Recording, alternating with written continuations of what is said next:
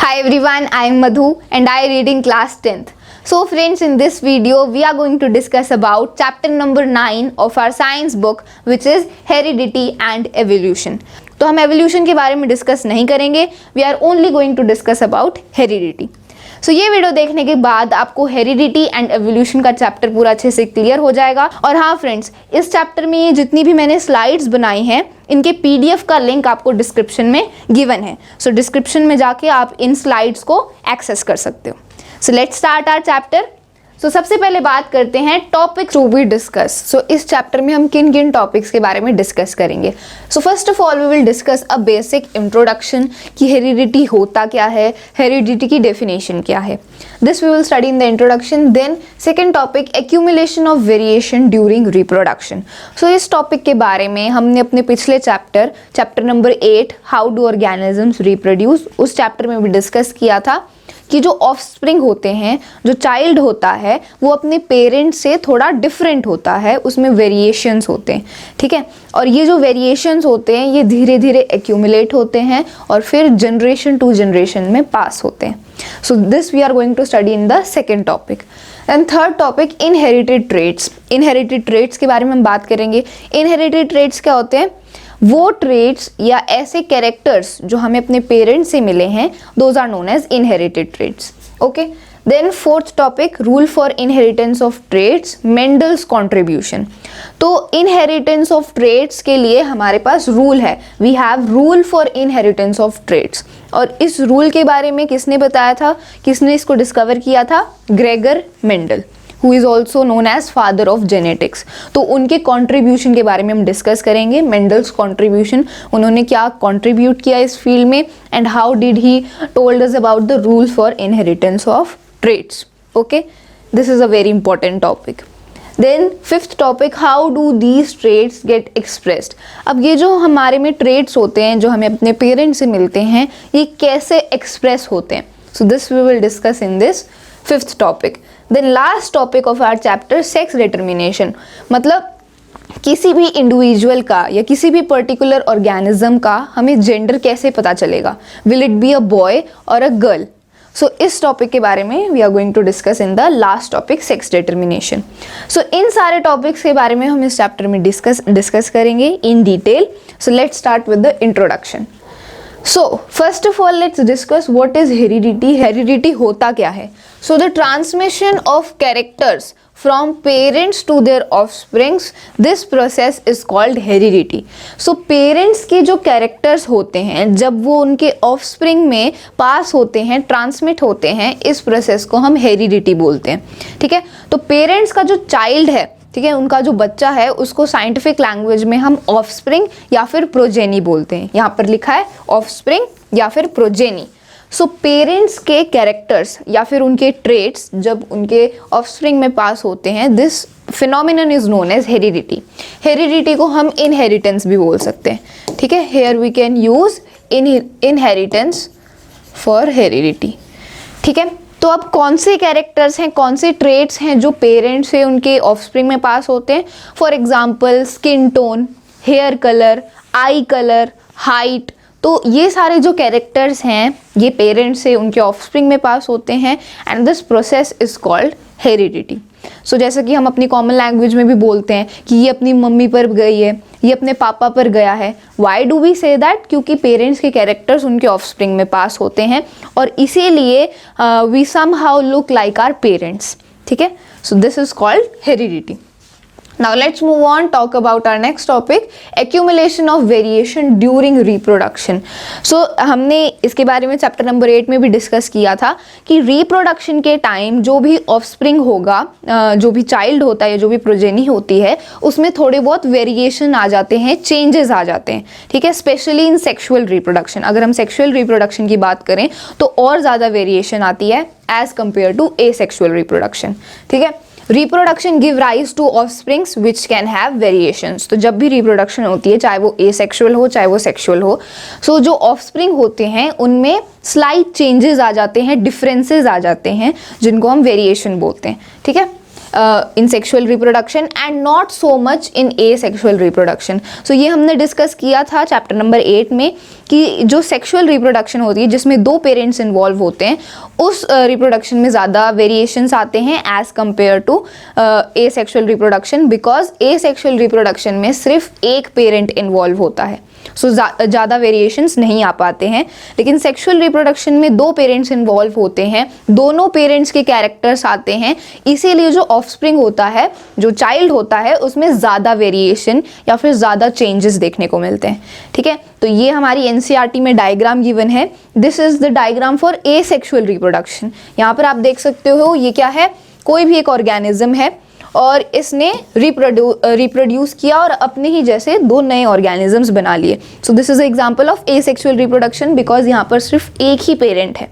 ठीक है, तो जब इसने रिप्रोड्यूस किया, इसके 2 ऑफस्प्रिंग हुए। अब यहाँ पर आप देख सकते हो कि जो अब ऑफस्प्रिंग ये नए फॉर्म हुए हैं, इनका बॉडी डिज़ाइन तो सेम है, जैसा पेरेंट का बॉडी डिज़ाइन था वैसा ही ऑफस्प्रिंग का बॉडी डिज़ाइन है, लेकिन थोड़े बहुत बॉडी पार्ट्स में चेंजेस हो गए। यहाँ पर आप देख सकते हो कि ये रेड कलर का है, ये यहाँ पर इसका एक बॉडी पार्ट ग्रीन कलर का है। तो यहाँ पर ये हम रिप्रेजेंट कर रहे हैं कि जब एसेक्सुअल रिप्रोडक्शन हुई और इसके 2 ऑफस्प्रिंग्स हुए, सो उनका बॉडी डिज़ाइन तो सेम था, लेकिन बॉडी पार्ट्स में स्लाइट चेंजेस हो गए, वेरिएशन आ गई। ठीक है, तो जब अब ये जो नए ऑफस्प्रिंग्स हुए, जब इन्होंने रिप्रोड्यूस किया और इनके 2 नए ऑफस्प्रिंग बने, तो अब और वेरिएशन आ गई और चेंजेस आ गए। बॉडी डिज़ाइन तो इनका भी सेम था, बॉडी डिज़ाइन अभी भी सेम है, लेकिन यहाँ पर आप देख सकते हो ये बॉडी पार्ट्स में चेंजेस आ गए हैं। ये यहाँ पर रेड कलर है, ये यहाँ पर लाइट ब्लू कलर है, यहाँ पर ये पार्ट पिंक कलर का है। सो यहाँ पर हम ये रिप्रेजेंट कर रहे हैं कि जब उसने रिप्रोड्यूस किया तो बॉडी डिज़ाइन सेम था, लेकिन कुछ बॉडी पार्ट्स में चेंजेस आ गए, वेरिएशन आ गए। सेम हेयर, जब इसने भी एसेक्सुअली रिप्रोड्यूस किया तो इसके 2 नए ऑफस्प्रिंग हुए और उनमें भी स्लाइट चेंजेस आ गए। तो इसको बोलते हैं वेरिएशन। ठीक है, जो पेरेंट से ऑफस्प्रिंग में स्लाइट चेंजेस हो जाते हैं, दैट इज वेरिएशन। और एसेक्सुअल रिप्रोडक्शन में ये जो वेरिएशन होते हैं ये कम होते हैं क्योंकि सिर्फ एक ही पेरेंट इन्वॉल्व है। ठीक है, सेक्सुअल रिप्रोडक्शन अगर हम ह्यूमंस की बात करें तो और ज़्यादा वेरिएशन होती है क्योंकि 2 पेरेंट्स से जेनेटिक मटेरियल आता है, 2 पेरेंट्स से कैरेक्टर्स आते हैं, सो वेरिएशन ज़्यादा होती है। ठीक है, सो ये हमारी एनसीईआरटी में डायग्राम गिवन था। Now all the variations will accumulate slowly and pass on to generation। अब अगर हम humans की बात करें तो वेरिएशन होती रहती है, तो अब ये वेरिएशन धीरे धीरे एक्यूमुलेट हो जाती है और जनरेशन टू जनरेशन में पास होती है।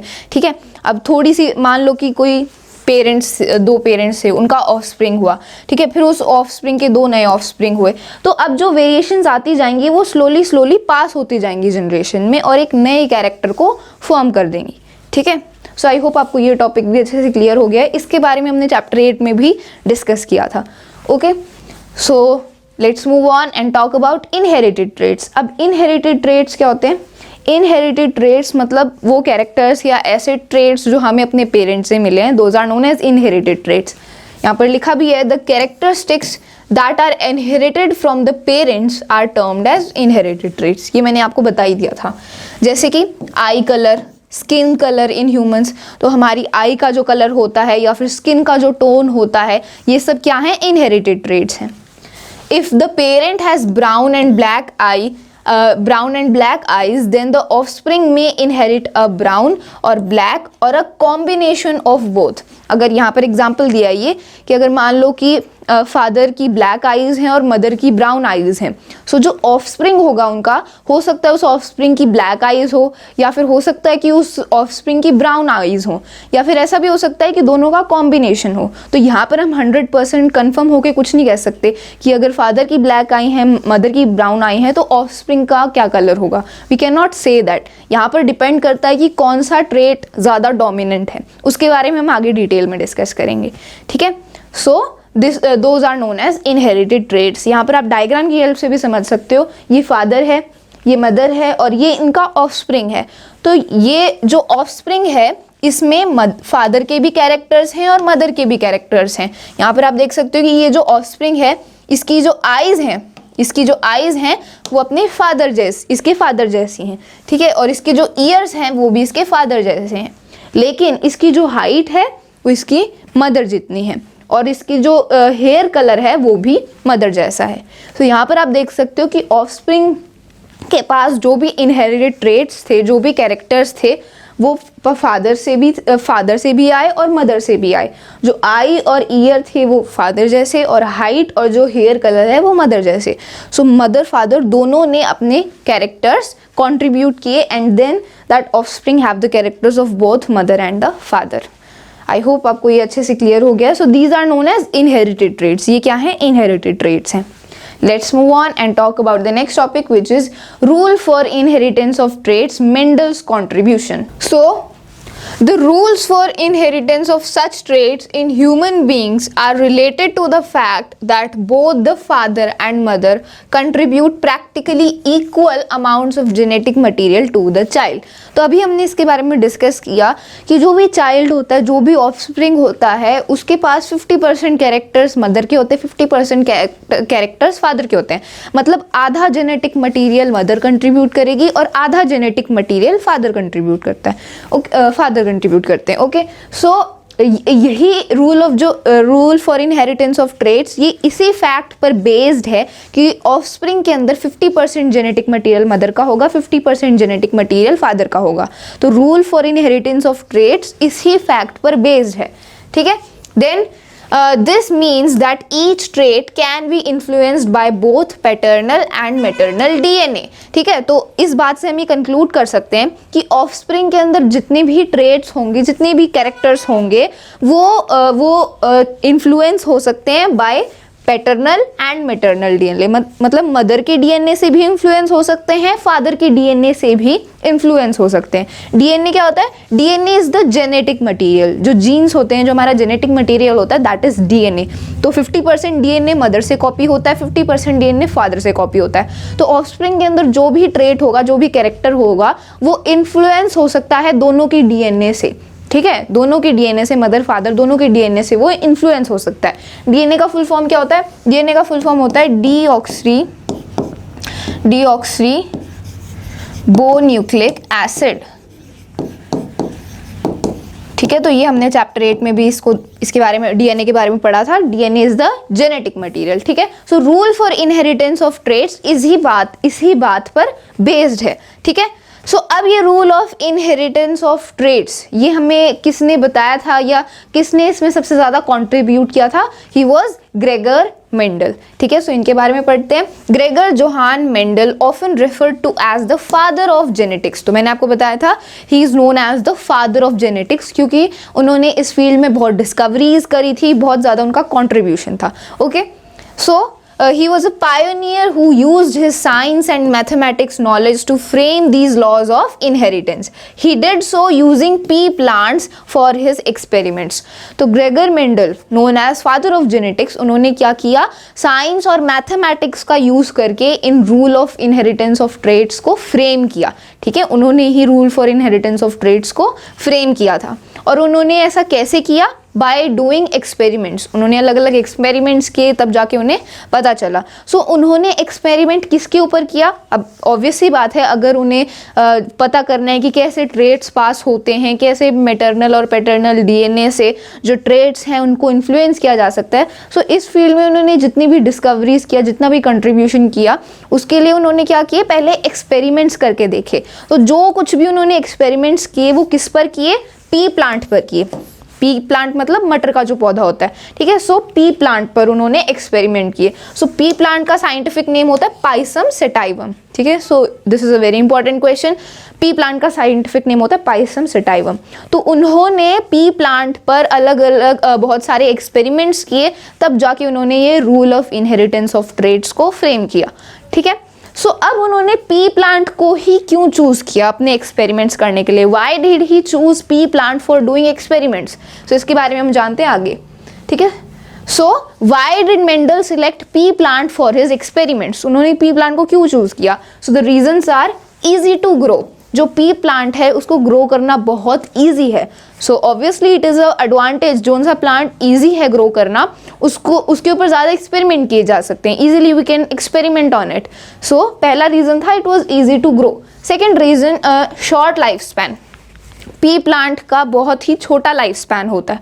जितना छोटा लाइफ स्पैन होगा उतनी बार उस पर एक्सपेरिमेंट कर सकते हैं, ज़्यादा जनरेशन को हम स्टडी कर सकते हैं। क्योंकि अगर मान लो ग्रेगर मेंडल ह्यूमंस पर एक्सपेरिमेंट करते तो ह्यूमन बींग्स का जो लाइफ स्पैन होता है वो ज़्यादा होता है, ठीक है, ह्यूमंस का लाइफ स्पैन ज़्यादा होता है। तो हमें कोई ऐसा ऑर्गेनिज्म चाहिए, कोई ऐसा प्लांट चाहिए जिसका लाइफ स्पैन छोटा हो, ताकि उसकी ज़्यादा से ज़्यादा जनरेशन्स को स्टडी किया जा सके। So that was P plant. इसीलिए उन्होंने पी प्लांट को चूज़ किया, बिकॉज उसका बहुत ही छोटा लाइफ स्पैन होता है, वो रिप्रोड्यूस करता रहता है और अपने नए नए प्लांट्स बनाता रहता है। Okay, so it has a short life span, i.e. It is possible to study many generation. छोटे लाइफ स्पैन की वजह से उसकी ज़्यादा जनरेशन्स को वो स्टडी कर पाए, ठीक है। थर्ड रीजन है, it has 7 pairs of contrasting characters. मतलब जो पी प्लांट होता है, जो मटर का पौधा होता है, उसके पास 7 pairs of contrasting characters. Contrasting characters मतलब बहुत सारी वेरिएशन होती हैं पी प्लांट में। मटर का कोई दाना पीला होता है, कोई ग्रीन होता है, कोई राउंड सीड होता है, कोई रिंकल्ड सीड होता है, या फिर पी प्लांट के फ्लावर्स कोई वाइट होते हैं, कोई पर्पल होते हैं। सो पी प्लांट में बहुत सारी वेरिएशंस होती हैं, बहुत सारे कॉन्ट्रास्टिंग कैरेक्टर्स होते हैं। So it is a advantage, जितने ज़्यादा कॉन्ट्रास्टिंग कैरेक्टर्स होंगे, जितनी ज़्यादा वेरिएशन होंगी, तो उतना ही ज़्यादा वो डिस्कवर कर पाएंगे, उतना ही ज़्यादा वो उस पर्टिकुलर प्लांट के बारे में जान पाएंगे, ठीक है। सो ये कुछ रीजंस थे जिनकी वजह से उन्होंने पी प्लांट को चूज़ किया। सबसे पहला, it was easy to grow, it has a short life span, और थर्ड रीज़न था कि उसके पास 7 पेयर्स ऑफ कॉन्ट्रास्टिंग कैरेक्टर्स। तो इसीलिए उन्होंने पी प्लांट को चूज़ किया अपना एक्सपेरिमेंट करने के लिए, ठीक है। तो अब पी प्लांट में जो 7 पेयर्स ऑफ कॉन्ट्रास्टिंग कैरेक्टर्स होते हैं, ये कौन से कॉन्ट्रास्टिंग कैरेक्टर्स हैं, कितनी वेरिएशन हमें पी प्लांट में देखने के लिए मिलती है। So now let's discuss about that. So contrasting characters of pea plant, these are the 7 contrasting characters of pea plant. तो ये सारे क्या हैं, कॉन्ट्रास्टिंग कैरेक्टर्स हैं, मतलब बहुत सारी वेरिएशन होती है पी प्लांट में। तो सबसे पहले कैरेक्टर के बारे में बात करते हैं, सीड शेप। तो सीड शेप का ये जो कैरेक्टर है, इसमें बहुत सारे कॉन्ट्रास्टिंग कैरेक्टर्स हैं जो पी प्लांट में हमें देखने को मिलते हैं। अगर हम सीड शेप की बात करें तो सीड शेप राउंड भी होता है पी प्लांट में, और हमें रिंकल्ड सीड शेप भी देखने को मिलता है। राउंड मतलब जो मटर का दाना है वो हमें राउंड भी होता है और रिंकल्ड भी होता है। रिंकल्ड मतलब थोड़ा सा वो दबा हुआ होता है या उस पर रिंकल्स होते हैं, ठीक है। सो सीड शेप में ही हमें यहाँ पर वेरिएशन देखने को मिल गई, कुछ राउंड भी होते हैं, कुछ रिंकल्ड भी होते हैं। दूसरे कैरेक्टर की बात करें, सीड कलर।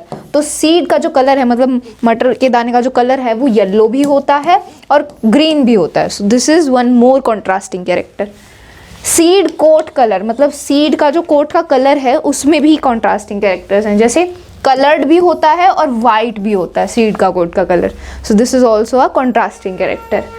पॉड शेप, मतलब जो पी प्लांट है वो जिस फली में होता है, क्योंकि जो मटर होते हैं वो तो फली के अंदर होते हैं ना, जो उसका बाहर का कवर होता है, ठीक है, बाहर का जो छिलका होता है। सो जो पॉड का शेप है वो इन्फ्लेटेड भी होता है, कंस्ट्रिक्टेड भी होता है। इन्फ्लेटेड मतलब थोड़ा फूला हुआ, ठीक है, फूला हुआ, और कॉन्स्ट्रिक्टेड मतलब पिचका हुआ, ऐसे दबा हुआ, ठीक है। यहाँ पर आप देख सकते हो कि हमें ये मटर के जो दाने हैं ये दिखाई दे रहे हैं, बाहर से इनका शेप दिखाई दे रहा है क्योंकि ये कंस्ट्रिक्टेड है, ठीक है। So this is a contrasting character for pod shape. Then pod का कलर, मतलब बाहर की जो फली है उसका कलर, उसमें भी वेरिएशन होती है, जैसे कुछ पॉड ग्रीन कलर के भी होते हैं और कुछ येलो भी होते हैं, ठीक है। देन फ्लावर पोजीशन, मतलब फ्लावर कहाँ पर लग रहे हैं पी प्लांट में, तो कुछ एक्साइल भी होते हैं और कुछ टर्मिनल भी होते हैं। एक्साइल मतलब ऐसा प्लांट जिसमें जो फ्लावर्स हैं वो साइड की तरफ लग रहे हैं, दैट इज एक्साइल, ठीक है। और ऐसे प्लांट जिनमें फ्लावर टॉप पर लगते हैं, ऊपर लगते हैं, दैट इज टर्मिनल, ठीक है। तो पी प्लांट में जो फ्लावर की पोजीशन है वो एक्साइल भी होती है, टर्मिनल भी होती है। So here is one more contrasting character. Stem length, stem length की अगर हम बात करें तो जो प्लांट है, मतलब बेसिकली जो पी प्लांट है उसकी स्टेम लॉन्ग भी होती है, शॉर्ट भी होती है। मतलब बेसिकली जो पी प्लांट होते हैं वो लंबे भी होते हैं और छोटे भी होते हैं, डुऑफ भी होते हैं। यहाँ पर आप इसको टॉल प्लांट भी बोल सकते हो और शॉर्ट प्लांट को आप डुऑफ भी बोल सकते हो। डुऑफ का पता है ना, DWARF, इसका मतलब छोटा, मतलब जो पी प्लांट होते हैं वो लंबे भी होते हैं, छोटे भी होते हैं, ठीक है। So these are the 7 contrasting characters of a pea plant.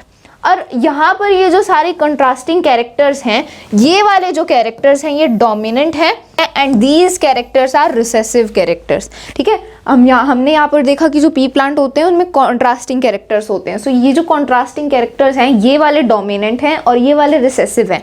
अब डोमिनेंट कैरेक्टर्स कौन से होते हैं? बेसिकली डोमिनेंट कैरेक्टर्स वो कैरेक्टर्स होते हैं या वो ट्रेट्स होते हैं जो अपने आप को एक्सप्रेस कर पाते हैं। ठीक है, दोज कैरेक्टर्स और those traits which can express themselves in a generation are called dominant traits. ठीक है, तो डोमिनेंट ट्रेट्स बेसिकली आगे हम डेफिनेशन भी डिस्कस करेंगे डोमिनेंट और रिसेसिव ट्रेट्स क्या होते हैं। और रिसेसिव ट्रेट्स वो होते हैं जो अपने आप को एक्सप्रेस नहीं कर पाते। ठीक है, जो अपने आप को एक जनरेशन में एक्सप्रेस नहीं कर पाते हैं, दोज आर रिसेसिव ट्रेट्स। ठीक है, तो मान लो अगर ये दो हैं, अगर राउंड सीड भी है और रिंकल्ड सीड भी है, तो अपने आप को कौन एक्सप्रेस कर पाएगा? राउंड सीड वाला। ठीक है, so this is a dominant trait. और अगर हम ऐसी इन्फ्लेटेड पॉड शेप और कंस्ट्रिक्टेड पॉड शेप की बात करें तो इनमें से कौन अपने आप को एक्सप्रेस कर पाएगा? इन्फ्लेटेड। ठीक है, so this is a dominant trait. अब इनकी डेफिनेशन आगे डिस्कस कर लेते हैं और अच्छे से क्लियर हो जाएगा। सो डोमिनेंट ट्रेट क्या होता है? The character which expresses itself in a generation is a dominant trait। तो मैंने अभी बताया कि वो ट्रेट जो अपने आप को एक्सप्रेस कर पाता है एक जनरेशन में, वो डोमिनेंट ट्रेट होता है। रिसेसिव ट्रेट क्या होता है? The character which does not express itself but is present in a generation is a recessive trait. मतलब ऐसा ट्रेट जो अपने आप को एक्सप्रेस नहीं कर पाता लेकिन जनरेशन में वो प्रेजेंट होता है, that is recessive trait. For example यहाँ पर आप देख सकते हो कि मान लो दो पेरेंट्स हैं, फादर एंड मदर। फादर की आईज का कलर ब्लैक है और मदर की आईज का कलर ब्राउन है। ठीक है, तो अब इनका जो ऑफस्प्रिंग होगा उसकी आई का कलर क्या होगा? मान लो अगर उसकी आई का कलर ब्लैक हो गया, फॉर एग्जाम्पल जो इनका ऑफस्प्रिंग है उसकी आई का कलर भी ब्लैक हो गया, तो यहाँ पर कौन सा ट्रेट अपने आप को एक्सप्रेस कर पाया? ऑब्वियसली फादर की आई का कलर, मतलब ब्लैक कलर जो ट्रेट था वो अपने आप को एक्सप्रेस कर पाया क्योंकि फादर की आईज का कलर ब्लैक था और मदर की आईज का कलर ब्राउन था, तो ऑफस्प्रिंग की आई का कलर क्या हुआ? ब्लैक हुआ। इसका मतलब ये जो ब्लैक कलर आईज थी ये ट्रेट अपने आप को एक्सप्रेस कर पाया। So it means black colour is dominant. For example, यहाँ पर मैं एग्जाम्पल की बात कर रही हूँ। ठीक है, और ये जो मदर की आईज का जो ब्राउन कलर था ये अपने आप को एक्सप्रेस नहीं कर पाया, means it is a recessive trait, है ना, क्योंकि ऑफस्प्रिंग की आई का कलर तो ब्लैक हुआ। सो that's why black colour is dominant and brown is the recessive trait. ठीक है, तो इट वॉज जस्ट एग्जाम्पल कि डोमिनेंट ट्रेट कौन सा होता है जो अपने आप को एक्सप्रेस कर पाता है। ठीक है, फॉर एग्जाम्पल अगर हम पी प्लांट की बात करें, तो मान लो एक पी प्लांट टॉल है। ठीक है, दैट प्लांट इज टॉल और डोमिनेंट कैरेक्टर को हम मोस्टली कैपिटल लेटर्स में रिप्रेजेंट करते हैं। सो जो टॉल प्लांट होगा उसके लिए हम कैपिटल टी से उसको रिप्रेजेंट करेंगे। और मान लो कोई छोटा प्लांट है, मतलब ड्वार्फ प्लांट है, सो उसको हम स्मॉल टी से रिप्रेजेंट करेंगे। स्मॉल टी मतलब वो जो पी प्लांट है वो छोटा है हाइट में, ड्वार्फ है। ठीक है, तो यहाँ पर डोमिनेंट कैरेक्टर कौन सा है? टॉल प्लांट या फिर dwarf plant? Obviously tall plant is the dominant character. ठीक है, क्योंकि टॉल क्या है? एक डोमिनेंट कैरेक्टर है, इट विल एक्सप्रेस इटसेल्फ। अब इन दोनों टॉल प्लांट और ये जो ड्वार्फ प्लांट है, इनका जो ऑफस्प्रिंग होगा, मतलब ये इनके रिप्रोडक्शन के बाद जो नया प्लांट बनेगा वो कैसा होगा? टॉल होगा, क्योंकि टॉल क्या है? डोमिनेंट ट्रेट है। यहाँ पर टॉल क्या है? डोमिनेंट ट्रेट है और जो ड्वार्फ प्लांट है वो रिसेसिव ट्रेट है। सो डोमिनेंट ट्रेट हमेशा अपने आप को एक्सप्रेस करता है। सो जो इनका ऑफस्प्रिंग होगा वो भी टॉल होगा। सो that is a dominant trait. ठीक है, रिसेसिव ट्रेट अपने आप को नहीं एक्सप्रेस कर पाएगा जब डोमिनेंट ट्रेट होगा। अगर डोमिनेंट ट्रेट नहीं है तो रिसेसिव ट्रेट अपने आप को एक्सप्रेस कर पाएगा। फॉर एग्जाम्पल मान लो कि दोनों जो पी प्लांट हैं वो दोनों पी प्लांट ड्वार्फ हैं, मतलब दोनों पी प्लांट छोटे हैं, स्मॉल हैं हाइट में, तो दोनों स्मॉल टी हो गए। तो अब इनका जो ऑफस्प्रिंग होगा वो भी छोटा होगा अपनी हाइट में। ठीक है, वो भी क्या होगा? ड्वार्फ होगा। सो यहाँ पर रिसेसिव ट्रेट अपने आप को एक्सप्रेस कर पाया। रिसेसिव ट्रेट अपने आप को कब एक्सप्रेस कर पाता है? जब डोमिनेंट ट्रेट नहीं होता है। तो डोमिनेंट ट्रेट कौन सा था? अगर हम हाइट की बात करें तो tall is a dominant trait, short is a recessive trait. तो यहाँ पर टॉल नहीं है कोई सा भी प्लांट, तो शॉर्ट ही है दोनों। सो जो रिसेसिव ट्रेट है वो अपने आप को एक्सप्रेस कर पाया और जो इनका ऑफस्प्रिंग होगा वो भी क्या होगा? ड्वार्फ होगा। ठीक है, सो डोमिनेंट ट्रेट हमेशा अपने आप को एक्सप्रेस करता है, रिसेसिव ट्रेट अपने आप को एक्सप्रेस नहीं कर पाता। लेकिन अगर डोमिनेंट ट्रेट नहीं है then recessive trait will express itself. ठीक है, तो यहाँ पर मैंने इसका भी एग्जाम्पल आपको दे दिया कि मान लो फादर की आइज़ का कलर ब्लैक है, मदर की आइज़ का कलर ब्राउन है, तो अगर ऑफस्प्रिंग की आई का कलर ब्लैक हो गया, so black is the dominant trait, brown is the recessive trait. अगर मान लो जो ऑफस्प्रिंग है उसकी आइज़ का कलर ब्राउन हो गया, तो brown is the dominant trait, black is the recessive trait. ठीक है, let's move on and now let's talk about some important terms.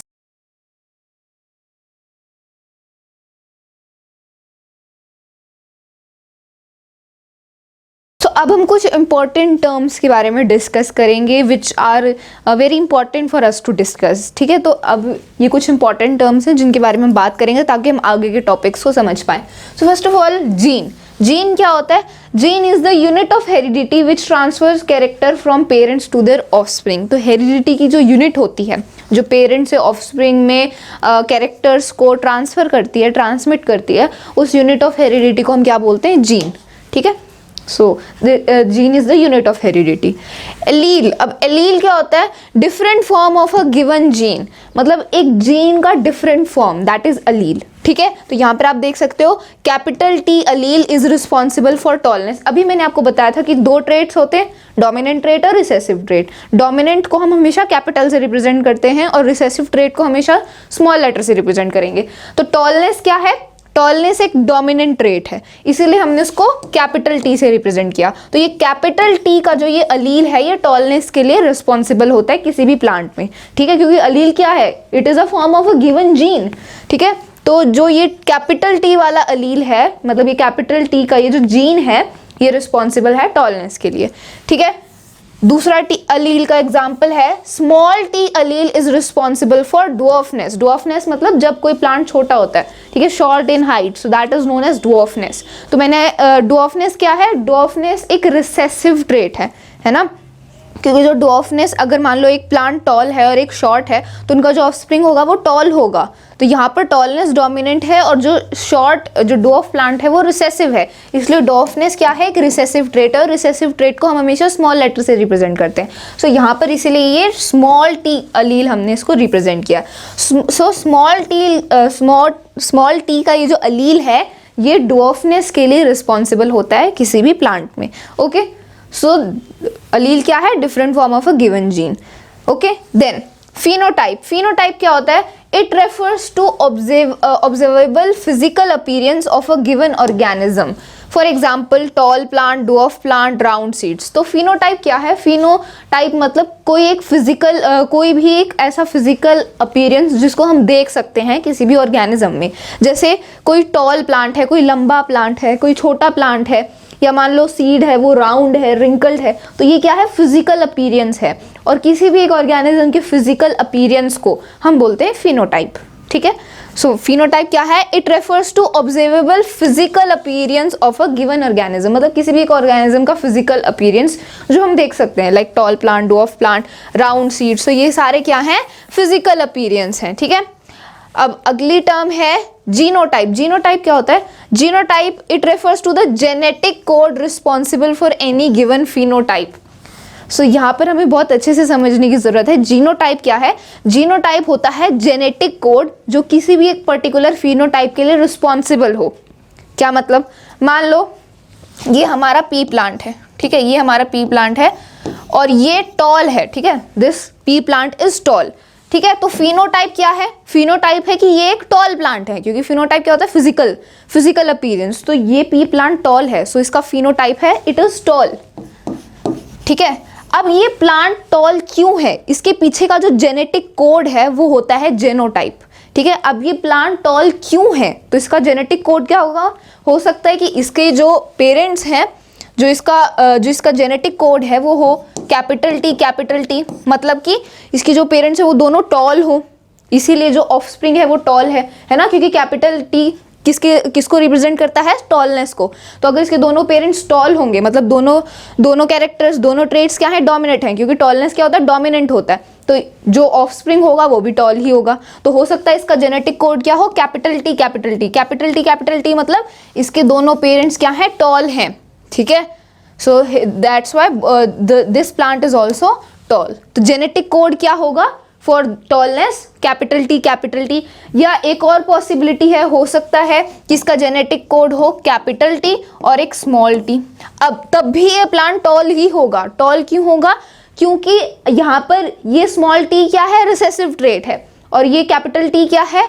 Tallness है, मतलब डोमिनेंट ट्रेट है। तो फिर भी अगर रिसेसिव ट्रेट है और डोमिनेंट ट्रेट है तो कौन एक्सप्रेस कर पाता है अपने आप को? ऑब्वियसली डोमिनेंट ट्रेट ही अपने आप को एक्सप्रेस करेगा। तो टॉलनेस डोमिनेंट ट्रेट है, इसलिए जो ऑफस्प्रिंग होगा वो भी टॉल ही होगा, बेशक उसके पास कोई रिसेसिव ट्रेट है या दूसरा कोई डोमिनेंट ट्रेट है। डोमिनेंट ट्रेट ही हमेशा अपने आप को एक्सप्रेस करेगा। तो डॉर्फनेस और टॉलनेस में से दोनों डोमिनेंट है टॉलनेस, इसलिए जो ऑफस्प्रिंग है वो भी टॉल होगा। तो जेनेटिक कोड ये भी हो सकता है कि एक कैपिटल टी है और दूसरा स्मॉल टी है, तब भी वो प्लांट टॉल ही होगा। तो किसी एक पर्टिकुलर फिनोटाइप के लिए जो जेनेटिक कोड होता है उसके पीछे, दैट इज द जीनोटाइप। ठीक है, अब तो जीनोटाइप क्या है? It is the genetic code responsible. तो ये प्लांट टॉल क्यों है? तो ये टॉल है, ये इसका फिनोटाइप है, और इसके पीछे जो जेनेटिक कोड होगा इसका, that will be the genotype. ठीक है, सो आई होप ये आपको अच्छे से क्लियर हो गया है। सो डोमिनेंट ट्रेट, रिसेसिव ट्रेट, ये दोनों बहुत इंपॉर्टेंट टॉपिक्स हैं, और ये कुछ हमने इंपॉर्टेंट टर्म्स के बारे में डिस्कस किया। Now let's move on. अब दो टर्म्स और हैं जिनके बारे में हम बात करेंगे। होमोजाइगस। तो होमोजाइगस क्या होता है? Homozygous is a condition in which both the genes of same type are present.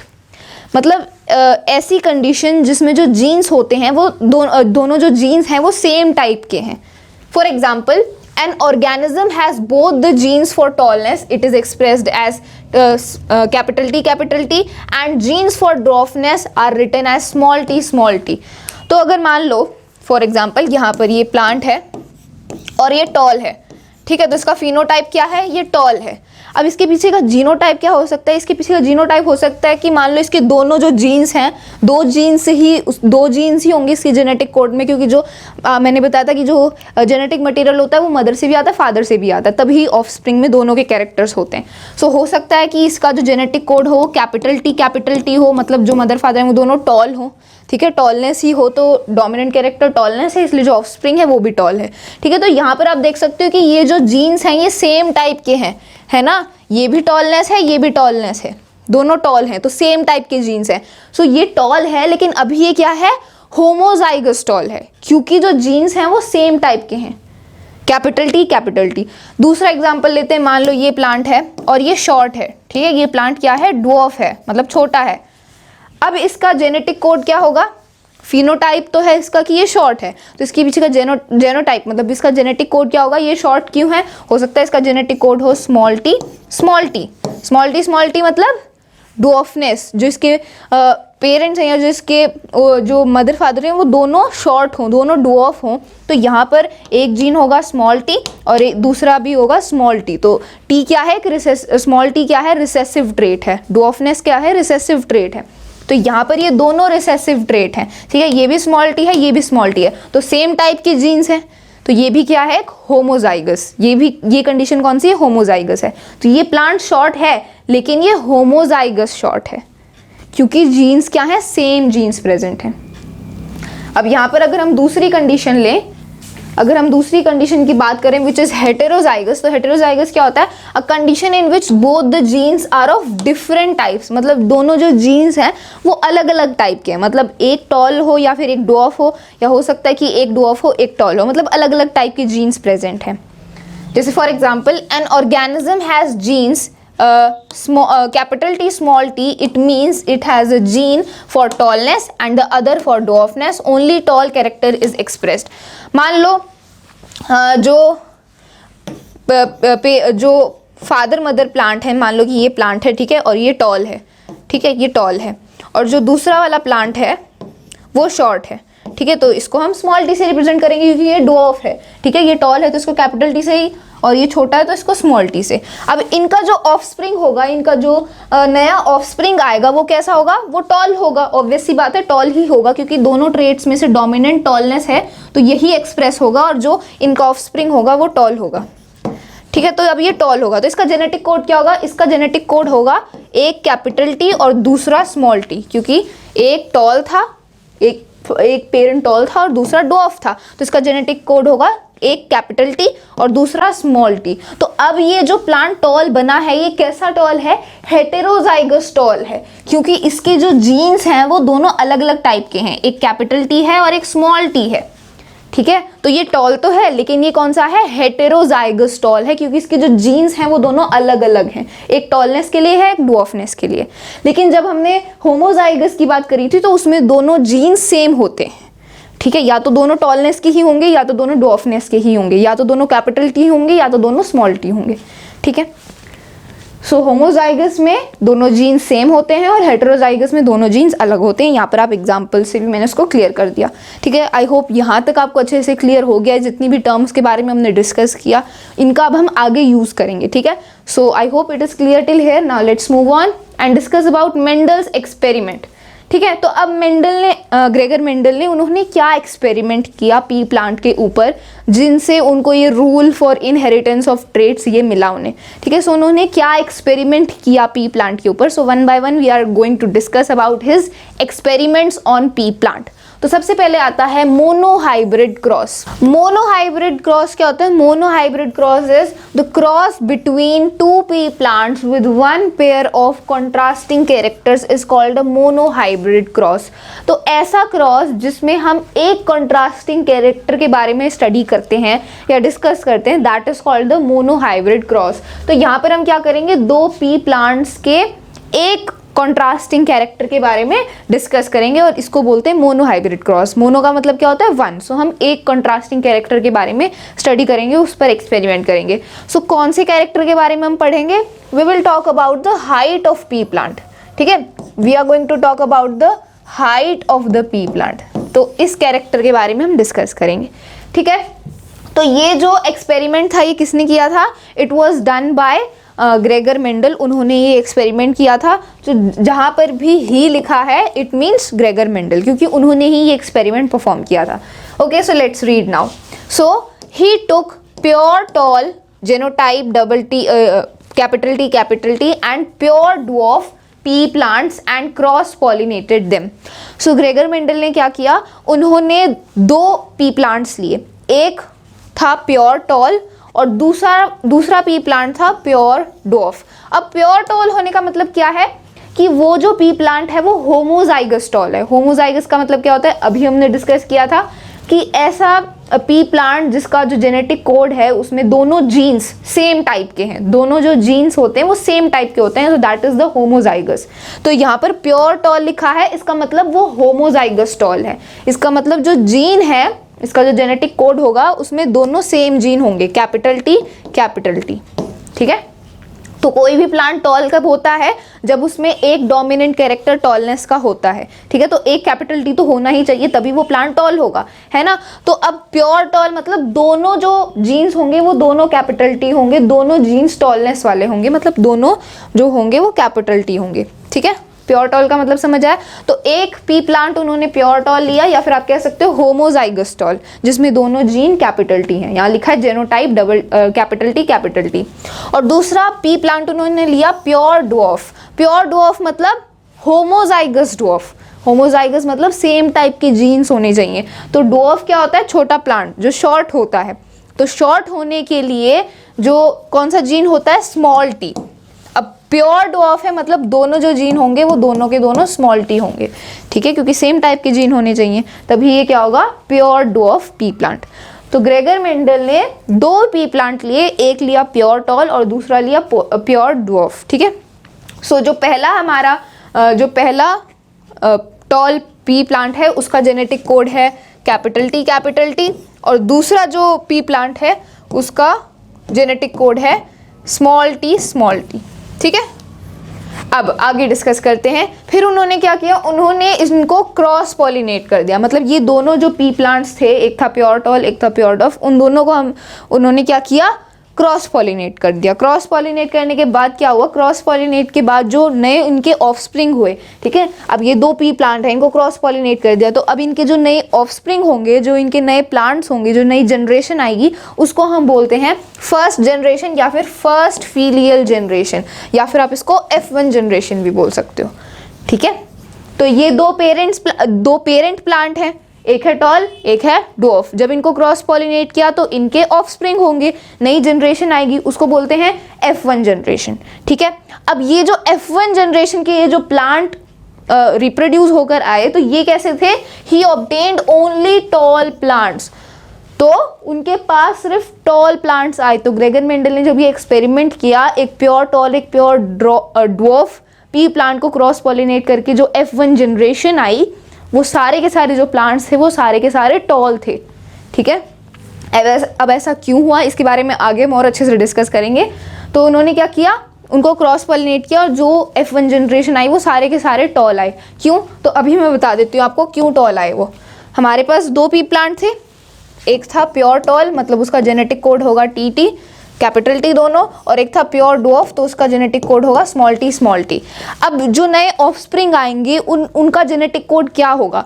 तो देखो, हमेशा जो भी नया ऑफस्प्रिंग बनेगा उसमें एक जेनेटिक कोड किसका आता है? फादर का आता है। एक जीन आता है मदर का। तो यहाँ से भी एक जीन आएगा और यहाँ से भी एक जीन आएगा, तो दोनों का एक एक जीन आएगा इस ऑफस्प्रिंग के पास। तो कितनी पॉसिबिलिटीज हो सकती हैं? तो देखो, ये प्रोबेबिलिटी का ही थोड़ा जो कंसेप्ट है, यहाँ प्रोबेबिलिटी का कंसेप्ट है। ठीक है, तो अगर आपने प्रोबेबिलिटी मैथ्स में पढ़ी हुई है so here you can easily understand it. तो देखो, यहाँ से इस पी प्लांट से, और मान लो कैपिटल T आया, ठीक है, एक जीन ये आ गया, इस वाले पी प्लांट से ये वाला स्मॉल t आ गया। ठीक है, तो जो नया ऑफस्प्रिंग बनेगा उसका जेनेटिक कोड होगा कैपिटल T स्मॉल t। ठीक है, अब ये जो जेनेटिक कोड है, तो ये वाला जो ऑफस्प्रिंग है ये कैसा होगा? ऑब्वियसली टॉल होगा, क्योंकि एक जीन टॉलनेस वाला है, एक जीन ड्वार्फनेस वाला है ना, क्योंकि स्मॉल t ड्वार्फनेस के लिए होता है, कैपिटल T टॉलनेस के लिए होता है। तो डोमिनेंट कौन सा है इन दोनों में से? ऑब्वियसली कैपिटल T डोमिनेंट है, क्योंकि टॉलनेस कैरेक्टर क्या है? डोमिनेंट है। तो जो ये ऑफस्प्रिंग होगा ये कैसा होगा? टॉल होगा। So this offspring will be toll. ठीक है, अब दूसरी पॉसिबिलिटी है, इस पेरेंट से मान लो ये वाला T आ गया, ये वाला टॉलनेस वाला जीन आ गया, और इस वाले पी प्लांट से ये वाला स्मॉल t आ गया, ये वाला जीन आया। तो अब ये जो प्लांट बना है इसका ये जेनेटिक कोड है, एक कैपिटल T एक स्मॉल t। तो अब ये प्लांट भी कैसा होगा? ये भी टॉल ही होगा, क्योंकि इसमें एक टॉलनेस वाला जीन है, एक ड्वार्फनेस वाला जीन है। तो डोमिनेंट टॉलनेस वाला है, तो जो ये वाला प्लांट होगा ये भी कैसा होगा? टॉल होगा। ये दूसरी पॉसिबिलिटी होगी। अब तीसरी पॉसिबिलिटी हो सकती है कि मान लो इस वाले प्लांट में से ये दूसरा वाला कैपिटल T वाला जीन आ जाए, दूसरा वाला टॉलनेस का जीन आ गया, और इसमें से भी ये दूसरा ये पहला वाला ड्वार्फनेस वाला जीन आ गया। तो अब ये जो प्लांट बना ये भी कैसा होगा? ये भी कैसा होगा? ये भी टॉल ही होगा, बिकॉज इसमें एक टॉलनेस का ड्वार्फनेस का कैरेक्टर है, डोमिनेंट टॉलनेस है। तो ये वाला जो पी प्लांट होगा ये भी टॉल होगा। ठीक है, अब दूसरे और कौन सी पॉसिबिलिटी हो सकती है? मान लो इस वाले प्लांट में से ये कैपिटल T वाला टॉलनेस वाला जीन आ गया, और इसमें से ये दूसरा ड्वार्फनेस वाला जीन आ गया। ठीक है, तो अब ये जो प्लांट बना है ये भी कैसा होगा? ये भी टॉल ही होगा, क्योंकि यहाँ पर टॉलनेस क्या है? डोमिनेंट कैरेक्टर है। ठीक है, तो आप देख सकते हो कि जब हमारे पास एक प्योर टॉल पी प्लांट था और जब हमारे पास एक प्योर ड्वार्फ पी प्लांट था, तो उनके जितने भी उनके ऑफस्प्रिंग होंगे वो सारे के सारे टॉल ही होंगे, क्योंकि एक जीन फादर से आता है, एक जीन मदर से आता है ना, तो दोनों में से एक एक जीन आएगा ऑफस्प्रिंग के पास। तो आप कोई भी एक जीन ले लो, यही पॉसिबिलिटी बनेगी, उसमें एक कैपिटल T होगा, एक स्मॉल t होगा, मतलब एक टॉलनेस वाला जीन होगा, एक ड्वार्फनेस वाला जीन होगा। तो जब दोनों जीन प्रेजेंट है, रिसेसिव भी है, डोमिनेंट भी है, ड्वार्फनेस वाला रिसेसिव ट्रेट है, टॉलनेस वाला डोमिनेंट है, तो डोमिनेंट ही हमेशा एक्सप्रेस होगा, तो सारे के सारे ऑफस्प्रिंग क्या होंगे? टॉल होंगे। ठीक है, तो मेंडल ने ये एक्सपेरिमेंट किया, उन्होंने ये एक्सपेरिमेंट किया कि उनके पास सारे के सारे टॉल प्लांट आए। तो ये दोनों जो उन्होंने प्योर सबसे स्टार्टिंग में जो प्लांट लिए, प्योर टॉल और प्योर ड्वार्फ, तो ये दोनों क्या थे? पेरेंट थे। ठीक है, अभी इनके ये जो ऑफस्प्रिंग आए, इसको हम क्या बोलेंगे? इसको बोलेंगे F1 जनरेशन। ठीक है, ये क्या है? ये है F1 generation. This is called the F1 generation. ठीक है, आई होप यहाँ तक क्लियर हो गया उन्होंने क्या किया। अब आगे रीड करते हैं। सो आगे फिर उन्होंने क्या किया तो अब उनके पास F1 जनरेशन आ चुकी है जो सारे के सारे टॉल हैं। Then Mendel then took the plants of F1 generation and self pollinated them to obtain F2 generation और progeny. Now all plants were not tall. तो फिर मेंडल ने आगे अपना एक्सपेरिमेंट कैरी ऑन किया। उन्होंने क्या किया, उन्होंने F1 जनरेशन के प्लांट को सेल्फ पॉलिनेट कर दिया, सेल्फ पॉलिनेट कर दिया। ठीक है, सेल्फ पॉलिनेट क्यों किया? सेल्फ पॉलिनेट इसलिए किया क्योंकि F1 जनरेशन के ये जितने भी प्लांट्स थे ये सारे के सारे सेम ही थे, क्योंकि सारे सारे टॉल हैं और सबका जो जेनेटिक कोड है, सबका जो जीनोटाइप है वो भी सेम है। यहाँ पर आप देख सकते हो सब में एक टॉलनेस का जीन है, एक ड्वार्फनेस का जीन है, सब में ऐसा ही है। तो सारे जो ये प्लांट हैं, सारे ये जो F1 जनरेशन के ऑफस्प्रिंग है, इन सब का जेनेटिक कोड भी सेम है। ठीक है, ये सारे के सारे टॉल हैं, तो यहाँ पर हम प्लांट को सेल्फ पॉलिनेट कर सकते हैं। तो फिर उन्होंने क्या किया, इन F1 जनरेशन वाले प्लांट्स को ही सेल्फ पॉलिनेट कर दिया। अब जब सेल्फ पॉलिनेट किया और इनके जो ऑफस्प्रिंग आए, इनकी जो अगली जनरेशन आएगी, उसको बोला उन्होंने F2 जनरेशन। ठीक है, उन्होंने F1 जनरेशन वाले प्लांट को सेल्फ पॉलिनेट किया। अब इनकी जो ऑफस्प्रिंग आएंगी, इसकी जो अगली जनरेशन आएगी, उनको उन्होंने क्या बोला, F2 जनरेशन। ठीक है, तो अब नेक्स्ट कौन सी थी, F2 जनरेशन। और F2 जनरेशन में जो फिर आगे लिखा है ना, यहाँ पर आगे लिखा है कि F2 जनरेशन आई, F2 जनरेशन या फिर प्रोजेनी। प्रोजेनी क्या होता है, ऑफस्प्रिंग होता है। ठीक है, सो ये अगली जो जनरेशन आई उसको हम F2 जनरेशन या प्रोजेनी बोलेंगे। तो अब ये जो F2 जनरेशन थी, इसमें सारे के सारे प्लांट्स टॉल नहीं थे। ठीक है, तो अब जब F1 जनरेशन को उन्होंने सेल्फ पॉलिनेट किया और जितने भी F2 जनरेशन के प्लांट्स थे, जो भी उनके ऑफस्प्रिंग आए, वो सारे के सारे अब टॉल नहीं थे। मतलब उनमें से कोई एक शॉर्ट भी था, कोई एक ड्वार्फ प्लांट भी था। अब ऐसा क्यों हुआ, इसको समझते हैं। तो देखो, ये हमारे F1 जनरेशन के प्लांट थे, उन्होंने क्या किया, F1 जनरेशन के प्लांट को सेल्फ पॉलिनेट कर दिया। तो देखो, जो दो प्लांट की हम बात करते हैं, इसका जेनोटाइप है, एक टॉलनेस का जीन है, एक ड्वार्फनेस का जीन है। इसके पास भी एक टॉलनेस का जीन है और एक ड्वार्फनेस का जीन है। तो क्या क्या पॉसिबिलिटीज़ हो सकती हैं, दोबारा हम एक जीन इसमें से लेंगे, एक जीन इसमें से लेंगे, तो 4 पॉसिबिलिटीज़ बनेंगी। तो देखते हैं कैसे कैसे होगा। तो देखो, यहाँ पर अगर मान लो, अगर इसमें से हम एक जीन ये ले, यहाँ पर 1 मिनट, तो यहाँ पर अगर इसमें से ये एक टॉलनेस वाला जीन आया, ठीक है, और इस वाले प्लांट में से, अभी हम इन दोनों प्लांट्स की बात कर रहे हैं क्योंकि इन दोनों को हम सेल्फ पॉलिनेट करेंगे। ठीक है, F1 जनरेशन के इन दोनों प्लांट्स को उन्होंने सेल्फ पॉलिनेट किया। तो इसमें से एक जीन आया टॉलनेस का। अब मान लो इसमें से भी ये एक जीन आ गया टॉलनेस वाला। ठीक है, तो दोनों जीन टॉलनेस के आ गए, मतलब ये वाला प्लांट कैसा होगा, टॉल होगा, ऑब्वियस सी बात है। ठीक है, तो ये वाला जो प्लांट है,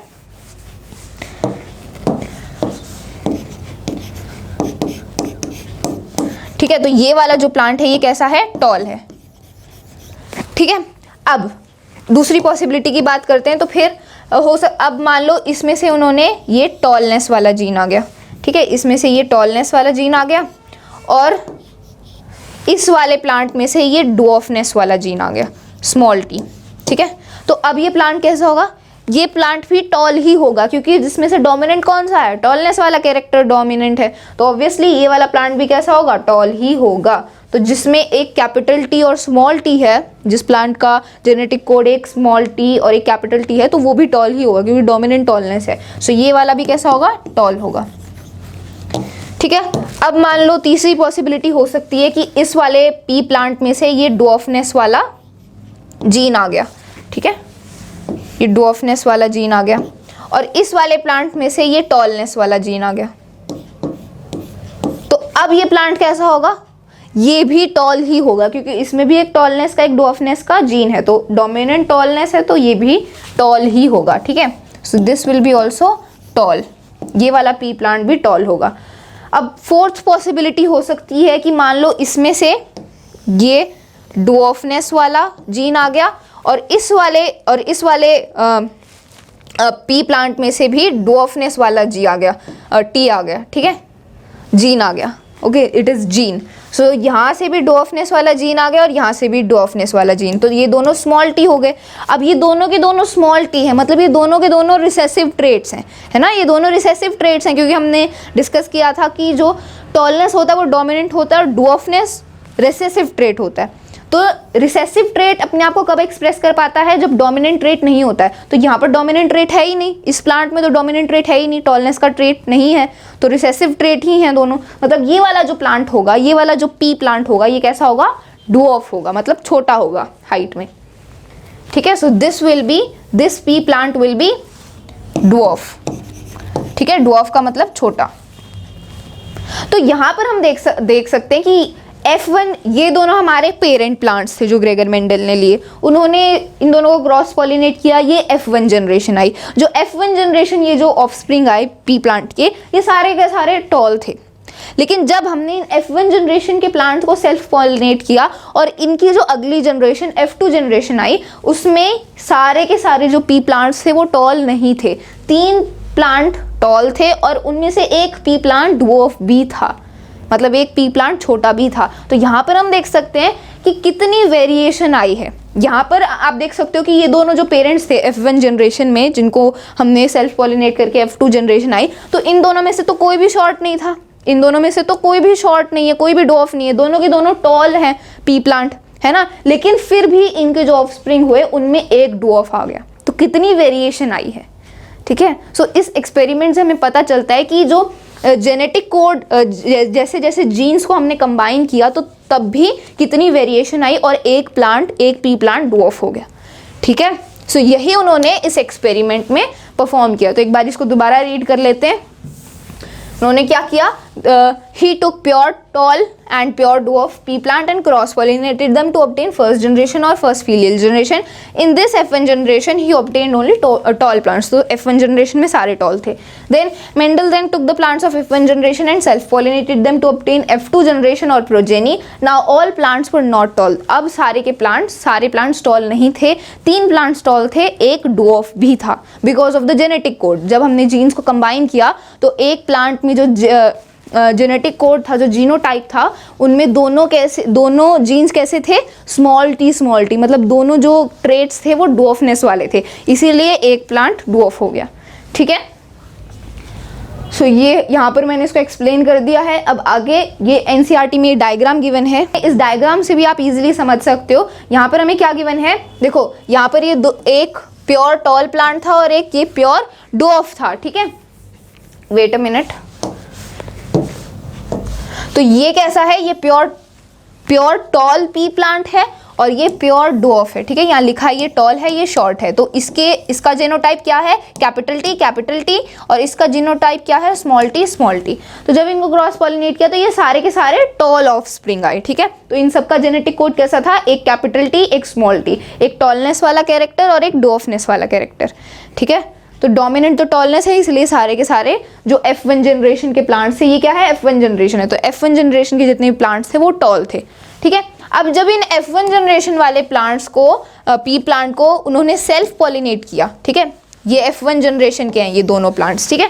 तो उन्होंने जब इन F1 जनरेशन के प्लांट्स को सेल्फ पॉलिनेट किया तो इन दोनों का जीनोटाइप क्या था, एक कैपिटल टी, एक स्मॉल टी, एक कैपिटल टी, एक स्मॉल टी। तो जब उन्होंने सेल्फ पॉलिनेट किया तो 3 प्लांट्स हमारे पास टॉल थे और एक प्लांट शॉर्ट था या फिर ड्वार्फ था, जिसका जीनोटाइप था स्मॉल टी, मतलब दोनों रिसेसिव ट्रेट्स थे ड्वार्फनेस वाले, ठीक है। तो 3 टॉल थे, एक ड्वार्फ था। So from here we can conclude, from this experiment we can conclusion क्या है, कंक्लूजन है फिनोटाइपिक रेशियो है 3:1। अब ये फिनोटिपिक रेशो क्या होता है, फिनोटिपिक रेशो होता है, जैसे हमने फिनोटाइप के बारे में डिस्कस किया था अभी टर्म्स टू नो में। फिनोटाइप क्या होता है, कोई भी फिजिकल अपीयरेंस किसी भी ऑर्गेनिज्म में जो हम देख सकते हैं, ठीक है, एक फिजिकल अपीयरेंस जो हम किसी ऑर्गेनिज्म में देख सकते हैं, ऑब्जर्व कर सकते हैं, दैट इज फिनोटाइप। जैसे मान लो कोई टॉल प्लांट है या शॉर्ट प्लांट है, तो ये फिजिकल अपीयरेंस है, इसको बोलते हैं फिनोटाइप। अब ये फिनोटिपिक रेशो क्या है, फिनोटिपिक रेशो मतलब इन सारे प्लांट्स के फिजिकल अपीयरेंस का रेशो, ठीक है। तो यहाँ पर आप देख सकते हो कि 3 टॉल हैं और एक शॉर्ट है, तो 3 हो गए टॉल प्लांट और एक हो गया शॉर्ट प्लांट, तो रेशो क्या बन गया, 3:1। यहाँ पर लिखा भी है 3 टॉल एंड 1 शॉर्ट, 3 लंबे प्लांट हैं और एक शॉर्ट है। तो फिनोटिपिक रेशो मतलब फिजिकल अपीयरेंस की अगर हम बात करें, कौन सा टॉल है कौन सा शॉर्ट है, तो उसके हिसाब से फिनोटिपिक रेशो क्या बना, 3:1, ठीक है। फिनोटिपिक रेशो क्लियर हुआ। अब ऐसे ही जीनोटिपिक रेशो, जीनोटिपिक रेशो मतलब जीन जेनेटिक कोड के हिसाब से, जीन्स के हिसाब से कौन सा रेशो बनेगा। जीन्स क्या होते हैं, जीनोटाइप क्या होता है, genetic code for the phenotype, मतलब किसी भी फिजिकल अपीयरेंस के लिए उसका क्या जेनेटिक कोड है, that is known as the genotype. जैसे मान लो कोई प्लांट टॉल है, तो वो टॉल क्यों है, क्योंकि उसका जीनोटाइप हो सकता है कि उसमें दोनों जो जीन्स हैं वो टॉलनेस वाले हों, या फिर हो सकता है एक टॉलनेस वाला जीन हो, एक ड्वार्फनेस वाला जीन हो, ठीक है। तो वो डिपेंड करता है उसकी जीनोटाइप पर। तो जीनोटिपिक रेशो क्या होगा, it will be the ratio for the genetic code of different plants, ठीक है। अब इनके जेनेटिक कोड का, इनके जीन्स का जो रेशो होगा that is the genotypic ratio. तो यहाँ पर आप देख सकते हो, अगर हम दोनों कैपिटल टी की बात करें, मतलब दोनों टॉलनेस वाले कैरेक्टर की बात करें, तो इस वाले प्लांट में दोनों टॉलनेस वाले ट्रेट्स हैं, ठीक है। इस वाले प्लांट में एक टॉलनेस वाला ट्रेट है, एक ड्वार्फनेस वाला ट्रेट है। इस वाले प्लांट में भी एक टॉलनेस वाला ट्रेट है, एक ड्वार्फनेस वाला ट्रेट है, और इस प्लांट में दोनों ही ड्वार्फनेस वाले ट्रेट हैं। तो रेशियो क्या बनेगा, अगर हम दोनों टॉलनेस वाले की बात करें तो दोनों टॉलनेस वाले ट्रेट कौन से प्लांट में है, एक प्लांट में है, ठीक है। सो 1 देन रेशियो, अब एक टॉलनेस और एक ड्वार्फनेस वाला ट्रेट कितने प्लांट्स में है, इसमें और इसमें। सो इन दोनों प्लांट्स में एक टॉलनेस वाला जीन है और एक ड्वार्फनेस वाला जीन है, इसमें भी एक टॉलनेस वाला जीन है, इसमें भी एक ड्वार्फनेस वाला जीन है। तो ऐसे 2 प्लांट्स हैं जिनमें एक टॉलनेस और ड्वार्फनेस वाला जीन है। सो 1:2 रेशो। अब ऐसे कितने प्लांट्स हैं जिसमें दोनों के दोनों ड्वार्फनेस वाले ट्रेट हैं या दोनों के दोनों ड्वार्फनेस वाले जीन हैं। तो यहाँ पर आप देख सकते हो सिर्फ एक ही प्लांट है जिसमें दोनों के दोनों ड्वार्फनेस वाले जीन हैं। तो ऐसा एक ही प्लांट है। सो जीनोटिपिक रेशो बनेगा 1:2:1। एक प्लांट है जिसमें दोनों टॉलनेस वाले जीन हैं, 2 प्लांट्स हैं जिसमें एक टॉलनेस और एक ड्वार्फनेस वाला जीन है, और एक प्लांट है जिसमें दोनों ही ड्वार्फनेस वाले जीन हैं। तो जीनोटिपिक रेशो है 1:2:1। जीनोटिपिक रेशो क्या है, जीनोटिपिक रेशो है 1:2:1। और फिनोटिपिक रेशो क्या है, फिनोटिपिक रेशो है 3:1, ठीक है। सो ये आपको पता होना चाहिए। सो इस एक्सपेरिमेंट से हमने क्या कंक्लूड किया, we concluded that there can be variations if the parent plants are not having that particular character। यहाँ पर आप देख सकते हो कि इस F1 जनरेशन में दोनों ही प्लांट टॉल थे, लेकिन इनके जो ऑफस्प्रिंग हुए उनमें से एक ड्वार्फ भी था, ठीक है। So this is known as variation, ये होती है वेरिएशन, ठीक है। So this was the monohybrid cross. ये हमने मोनोहाइब्रिड क्रॉस के बारे में बात किया जब हमने एक सिंगल कॉन्ट्रास्टिंग कैरेक्टर के बारे में डिस्कस किया। हमने यहाँ पर सिर्फ हाइट के बारे में डिस्कस किया है ना, कि कौन सा टॉल है कौन सा शॉर्ट है। तो ये मोनोहाइब्रिड क्रॉस था, ठीक है। आई होप यहाँ तक सबको क्लियर हो गया। If you want to note it you can note it down. Let's move on and talk about dihybrid cross. Dihybrid cross क्या होता है, cross between 2 plants having 2 pairs of contrasting character is called dihybrid cross. तो monohybrid cross में हमने एक contrasting character के बारे में डिस्कस किया था और 2 पी प्लांट को कंपेयर किया था, लेकिन डाई हाइब्रिड क्रॉस में हम 2 कंट्रास्टिंग कैरेक्टर्स को कंपेयर करते हैं, ठीक है। 2 कंट्रास्टिंग कैरेक्टर्स के बारे में डिस्कस करेंगे, ठीक है, and then we will compare the both pea plant. तो अब कौन से 2 कंट्रास्टिंग कैरेक्टर हैं जिनके बारे में हम डिस्कस करेंगे। So those 2 contrasting characters are shape of the seed, और दूसरा कंट्रास्टिंग कैरेक्टर है कलर ऑफ द सीड। मतलब मटर के जो दाने होते हैं उनका शेप और उनका कलर। तो ये 2 कंट्रास्टिंग कैरेक्टर्स हैं, इनके बारे में हम डिस्कस करेंगे, ठीक है। सो अब देखो शेप ऑफ द सीड। अब सीड का शेप कैसा हो सकता है, देखो जब हमने पी प्लांट के कॉन्ट्रास्टिंग कैरेक्टर्स के बारे में डिस्कस किया था, मैंने आपको पूरी टेबल दिखाई थी, उसमें हमने देखा था कि या तो जो सीड है उसका शेप राउंड हो सकता है या फिर रिंकल्ड हो सकता है, ठीक है। रिंकल्ड मतलब जो थोड़ा सा दबा हुआ होता है, ठीक है, जो थोड़ा पिचका हुआ होता है, जिस पे रिंकल्स होते हैं जिस सीड पे, ठीक है। वो पूरा जो मटर का दाना है वो राउंड नहीं है, उसके ऊपर रिंकल्स हैं, सो that is a wrinkled seed. तो जो शेप ऑफ द सीड है वो राउंड हो सकता है, पूरा राउंड है, या फिर रिंकल्ड भी हो सकता है, ठीक है। तो ये शेप ऑफ द सीड का कॉन्ट्रास्टिंग कैरेक्टर है। अब कलर ऑफ द सीड, अब मटर के दाने का कलर क्या हो सकता है, मैंने बताया था yellow. The colour of the seed can be yellow और ग्रीन, ठीक है, जो कलर ऑफ द सीड है, जो मटर के दाने का कलर है वो या तो येलो हो सकता है या ग्रीन हो सकता है। ठीक है, so this is the second contrasting character of colour of the seed. अब इन दोनों ट्रेड्स में से डोमिनेंट वाला कौन सा है, रिसेसिव वाला कौन सा है? हमने देखा था कि अगर हम टॉलनेस और डुअफनेस की बात करें तो टॉलनेस एक डोमिनेंट ट्रेट है और डुअफनेस एक रिसेसिव ट्रेट है। ठीक है, तो अब इनमें से डोमिनेंट या इनमें से रिसेसिव ट्रेट कौन सा है? तो देखो, अगर हम शेप ऑफ द सीड की बात करें तो राउंड सीड और रिंकल्ड सीड में से डोमिनेंट कौन सा है? Round seed. ठीक है, राउंड सीड एक डोमिनेंट ट्रेट है और रिंकल्ड सीड रिसेसिव है। ठीक है, और अगर हम कलर ऑफ द सीड की बात करें तो येलो और ग्रीन में से येलो डोमिनेंट ट्रेट है और ग्रीन रिसेसिव है। ठीक है, मतलब अपने आप को एक्सप्रेस कौन कर पाएगा ज़्यादा? येलो, अगर हम कलर ऑफ द सीड की बात करें। और अगर शेप की बात करें तो राउंड सीड होगा। ठीक है, so round and yellow are the dominant traits, wrinkled and green are the recessive traits. ठीक है, अब आगे डिस्कस करते हैं। तो अब ग्रेगर मेंडल ने क्या किया? उन्होंने क्या किया? He cross breed pea plants bearing round yellow seed with plants bearing wrinkled and green seeds. तो ग्रेगर मेंडल ने क्या किया? उन्होंने पी प्लांट्स जिनके पास राउंड येलो सीड थे और पी प्लांट्स जिनके पास रिंकल्ड ग्रीन सीड्स थे उनको क्रॉस पॉलिनेट किया। ठीक है, तो अब राउंड और येलो ये दोनों क्या है? डोमिनेंट ट्रेट्स हैं। तो डोमिनेंट ट्रेट्स को हम हमेशा कैपिटल लेटर से रिप्रेजेंट करेंगे। तो अगर कोई सीड राउंड है तो उसको हम कैसे रिप्रेजेंट करेंगे? कैपिटल आर से, because it is a dominant trait. और अगर कोई सीड येलो है तो उसको हम कैपिटल वाई से रिप्रेजेंट करेंगे, because yellow is also dominant trait. और मान लो अगर कोई सीड रिंकल्ड है, ठीक है, रिंकल्ड है तो उसको हम कैसे रिप्रेजेंट करेंगे? स्मॉल आर से रिप्रेजेंट करेंगे। ठीक है, because it is a recessive trait. और अगर कोई ग्रीन सीड है तो उसको हम कैसे रिप्रेजेंट करेंगे? स्मॉल वाई से रिप्रेजेंट करेंगे, because it is also recessive trait. ठीक है, तो उन्होंने क्या किया? उन्होंने प्योर राउंड येलो सीड वाले पी प्लांट को प्योर रिंकल्ड ग्रीन सीड वाले पी प्लांट से क्रॉस पॉलिनेट किया। तो इसको मैं आगे एक्सप्लेन करती हूँ। ठीक है, तो यहाँ पर इसको मैं एक्सप्लेन करती हूँ।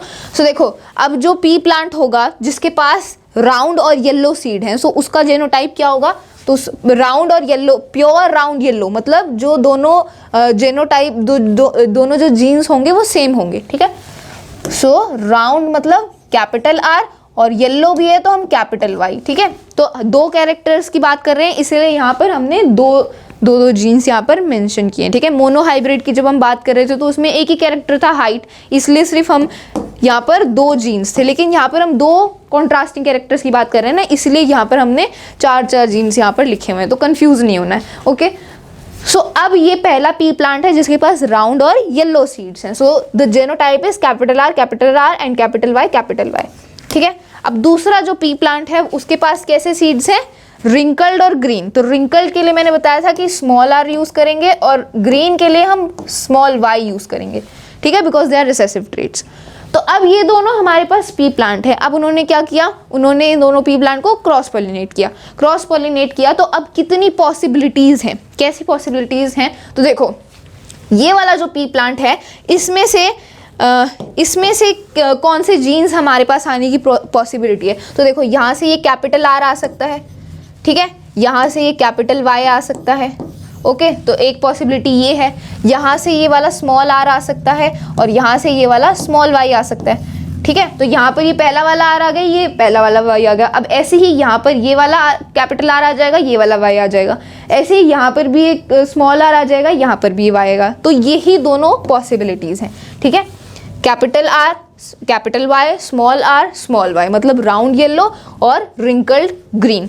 अब इनको कंबाइन करेंगे तो इनको कंबाइन करने के बाद क्या होगा? इनको कंबाइन करने के बाद जो सीड होगा उसका जेनोटाइप क्या होगा? Capital R small R, capital Y small Y.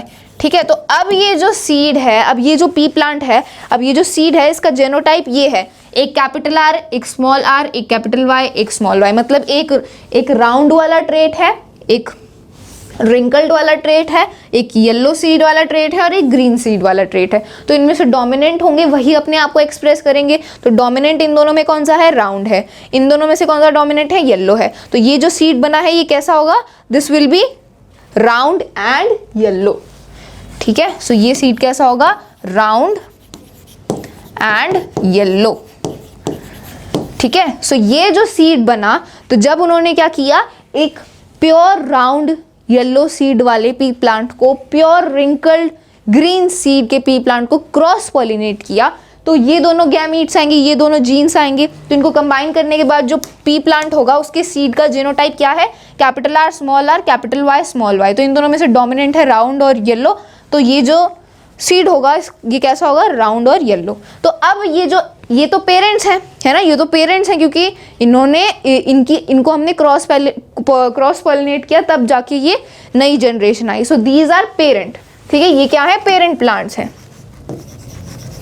अब इनको जब हमने क्रॉस पॉलिनेट किया तो अब ये जो नया ऑफस्प्रिंग आया है this is known as the F1 generation. तो F1 जनरेशन में जितने भी पी प्लांट्स होंगे उन सब के सीड कैसे होंगे, राउंड और येलो होंगे, ठीक है। यहाँ पर हम नंबर की बात नहीं कर रहे कितने सीड्स आएंगे, लेकिन जितने भी सीड्स होंगे F1 जनरेशन में वो सारे राउंड और येलो होंगे। सो this is the F1 generation, ये क्या है, F1 जनरेशन, ठीक है। मोनोहाइब्रिड क्रॉस में भी हमने ऐसे ही डिस्कस किया था। सो F1 जनरेशन में जितनी भी पी प्लांट्स हैं उनके पास राउंड और येलो सीड्स हैं। अब हम क्या करेंगे, अब हम इन F1 जनरेशन वाले पी प्लांट्स को सेल्फ पॉलिनेट करेंगे, और इसके बाद F1 जनरेशन के बाद इनको जब हम सेल्फ पॉलिनेट करेंगे और इससे अगली जो जनरेशन आएगी F2 जनरेशन, उसमें हमें वेरिएशन देखने को मिलेंगे, ठीक है। तो अब हम क्या करेंगे, इस F1 जनरेशन वाले पी प्लांट्स को सेल्फ पॉलिनेट करते हैं, ठीक है। तो अब इसको मैं रब कर रही हूँ, if you want to note it you can note it down. So अब देखो, अब हम क्या करेंगे, हमारे पास F1 जनरेशन में कैसे पी प्लांट थे, कैसे सीड थे, तो उनका जेनोटाइप कैसा था, capital R capital Y small Y, मतलब राउंड और येलो सीड्स थे। अब क्या क्या पॉसिबिलिटीज़ हैं, अब इसको हम क्या करेंगे, सेल्फ पॉलिनेट करेंगे अपने ही F1 जनरेशन के एक और प्लांट से, ठीक है। सो इसको हम क्या करेंगे, सेल्फ पॉलिनेट कर देंगे एक और F1 जनरेशन के प्लांट से, तो उसका भी जेनोटाइप ऐसा ही होगा, ठीक है, क्योंकि F1 जनरेशन में सारे जो सीड्स होंगे वो राउंड येलो होंगे। तो जब हम इनको सेल्फ पॉलिनेट करेंगे तो क्या पॉसिबिलिटीज़ हो सकती हैं, क्या पॉसिबिलिटीज़ हो सकती हैं। तो देखो, यहाँ से ये कैपिटल आर आ सकता है, यहाँ से ये कैपिटल आर वाला जीन आ गया, यहाँ से ये कैपिटल वाई वाला जीन आ गया। दूसरी पॉसिबिलिटी हो सकती है, यहाँ से ये स्मॉल आर वाला जीन आ गया और यहाँ से ये स्मॉल वाई वाला जीन आ गया, ठीक है। तीसरी पॉसिबिलिटी हो सकती है, यहाँ से ये कैपिटल आर वाला जीन आ गया और यहाँ से ये कैपिटल वाई वाला जीन आ गया, ठीक है। सो तीसरी पॉसिबिलिटी ये है, स्मॉल आर कैपिटल वाई, ठीक है। सो तीसरी पॉसिबिलिटी ये है। फोर्थ पॉसिबिलिटी हो सकती है कि यहाँ से ये कैपिटल आर आ गया और यहाँ से ये स्मॉल वाई आ गया, ठीक है। तो ये चार पॉसिबिलिटीज़ हैं, ये चारों जीन्स हो सकते हैं, ठीक है। तो दीज आर द 4 पॉसिबिलिटीज़।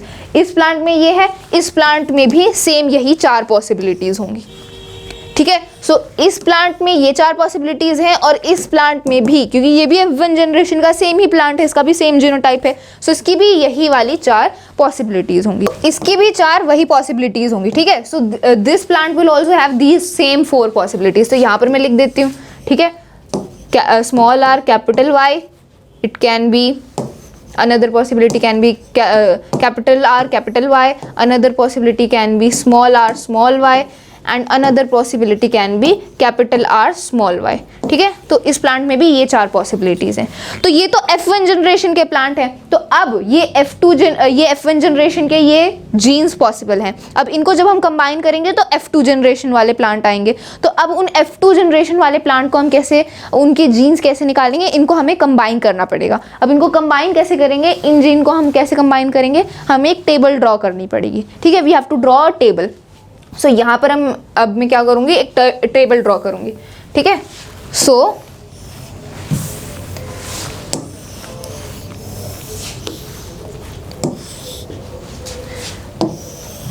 ठीक है 2। तो अब हम क्या करेंगे, अब हम इन जीन्स को कंबाइन करेंगे और हमारी F2 जनरेशन फॉर्म हो जाएगी। सो F1 जनरेशन में हमारे ये दोनों प्लांट्स थे, इनको सेल्फ पॉलिनेट करके ये कॉम्बिनेशन फॉर्म हो रहे हैं, ये पॉसिबिलिटीज़ हैं। इनको दोनों प्लांट्स के लिए यही चारों पॉसिबिलिटीज़ हैं। तो इनको कंबाइन करके F2 जनरेशन आएगी। सो उसके लिए हमने ये टेबल ड्रॉ करी है। इस टेबल को बोलते हैं पुनीट स्क्वायर, ठीक है। This is known as Punnett square. अब ये जो जीन्स हैं, ये जो कॉम्बिनेशन बने, इनको यहाँ पर हमें लिखना पड़ेगा फॉर बोथ द प्लांट्स, ठीक है। सो 1 बाय 1 लिखते हैं। पहला कॉम्बिनेशन है capital R capital Y capital R capital Y, दूसरा कॉम्बिनेशन है स्मॉल आर कैपिटल वाई, तीसरा कॉम्बिनेशन है कैपिटल आर स्मॉल वाई, ठीक है, और चौथा कॉम्बिनेशन है स्मॉल आर स्मॉल वाई, ठीक है। अब ये तो पहले प्लांट के लिए हो गया, अब दूसरे प्लांट के लिए भी सेम यही चारों पॉसिबिलिटीज है, इसको हम ऐसे वर्टिकल लिखेंगे। So first combination is capital R capital Y, दूसरा कॉम्बिनेशन है स्मॉल आर कैपिटल वाई, अगला कॉम्बिनेशन है capital R small Y, then अगला कॉम्बिनेशन है स्मॉल आर स्मॉल वाई। अब क्या करना है, अब बस हमें इनको कंबाइन करना है, मतलब अब हम इनको मल्टीप्लाई करते हुए चलेंगे हर बॉक्स में, और हमारे सीड्स का जो F2 जनरेशन में जो सीड्स होंगे उनका जेनोटाइप फॉर्म होता जाएगा, अपने आप ही फॉर्म होगा, ठीक है। सो ये इजी हो गया हमारे लिए, क्योंकि यहाँ पर ज़्यादा जीन्स हैं तो हमें कंबाइन करने में टाइम लगेगा, इसलिए हमने ये टेबल ड्रॉ कर ली, ठीक है। सो अब इसको हम जल्दी जल्दी मल्टीप्लाई कर देते हैं। सो जब इन दोनों को, इसको आपको ऐसे मल्टीप्लाई करना है, ये कॉलम ये रो, ठीक है, इनको मल्टीप्लाई करेंगे। सो ये हो जाएगा कैपिटल आर और कैपिटल वाई, तो ये पहले सीड का जेनोटाइप। अब ऐसे ही इस वाले कॉलम और इस वाले रो को मल्टीप्लाई करो, तो ये कैपिटल आर ये स्मॉल आर, तो कैपिटल आर स्मॉल आर, और ये कैपिटल वाई और ये भी कैपिटल वाई, ठीक है। इसको दोबारा लिख देती हूँ, capital R small R capital Y.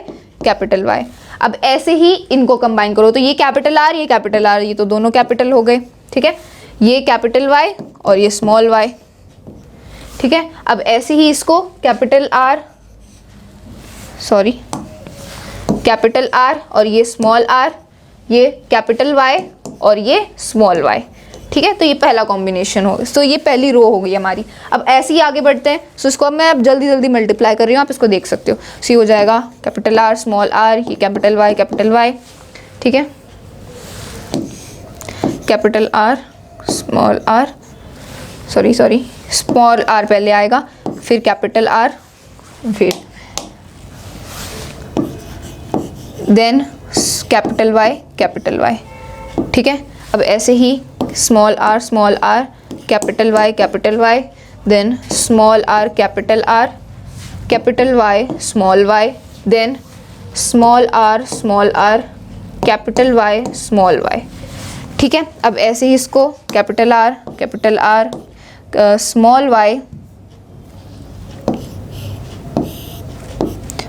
Small R small Y capital Y, then capital R small Y capital Y, then यहाँ पर हो जाएगा ये कैपिटल आर ये स्मॉल वाई ये कैपिटल आर ये स्मॉल वाई, ठीक है। अब ऐसे ही यहाँ पर small R small Y capital Y, then small Y capital Y, then small Y, ठीक है, कैपिटल आर स्मॉल वाई, ठीक है। तो ये F2 जनरेशन वाले सीड्स हैं, ठीक है। F2 जनरेशन ये क्या है, ये जो ब्लू में मैंने लिखा है ये सारे F2 जनरेशन के सीड्स हैं। तो अब यहाँ पर आप देख सकते हो कि F1 जनरेशन में जितने भी सीड्स थे उनका जीनोटाइप कैसा था, कैपिटल आर स्मॉल आर और कैपिटल वाई और स्मॉल वाई, मतलब F1 जनरेशन की जितने भी सीड्स थे वो सारे के सारे राउंड और येलो थे। लेकिन जो अब ये जो F2 जनरेशन आई है इसमें आप देख सकते हो कि सिमिलैरिटी नहीं है, हर सीड का जो जीनोटाइप है वो अलग है, ठीक है।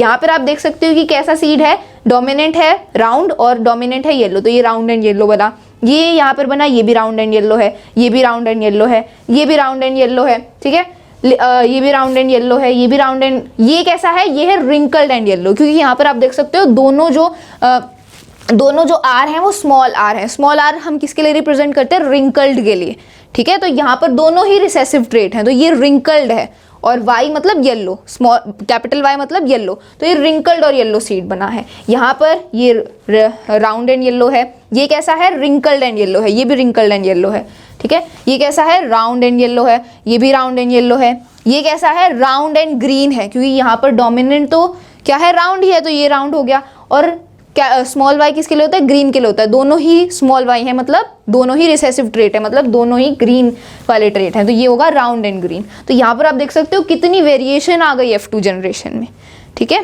सो अब टेक्स्ट दोबारा पढ़ लेते हैं। यहाँ पर क्या लिखा था, उन्होंने क्या किया, he cross breed pea plants with round yellow seed bearing wrinkle and, तो उन्होंने जब पेरेंट्स वालों को क्रॉस पॉलिनेट किया तो F1 जनरेशन में जितने भी प्लांट्स थे उनके सीड कैसे थे, राउंड एंड येलो थे। तो यही बात यहाँ पर लिखी है, in the F1 generation he obtained all round and yellow seeds. ये हमने अभी डिस्कस ही कर लिया था। It means round and yellow are traits of seeds are dominant features. Obviously round और येलो क्या है, डोमिनेंट ट्रेट्स हैं, और रिंकल्ड और ग्रीन क्या है, रिसेसिव हैं।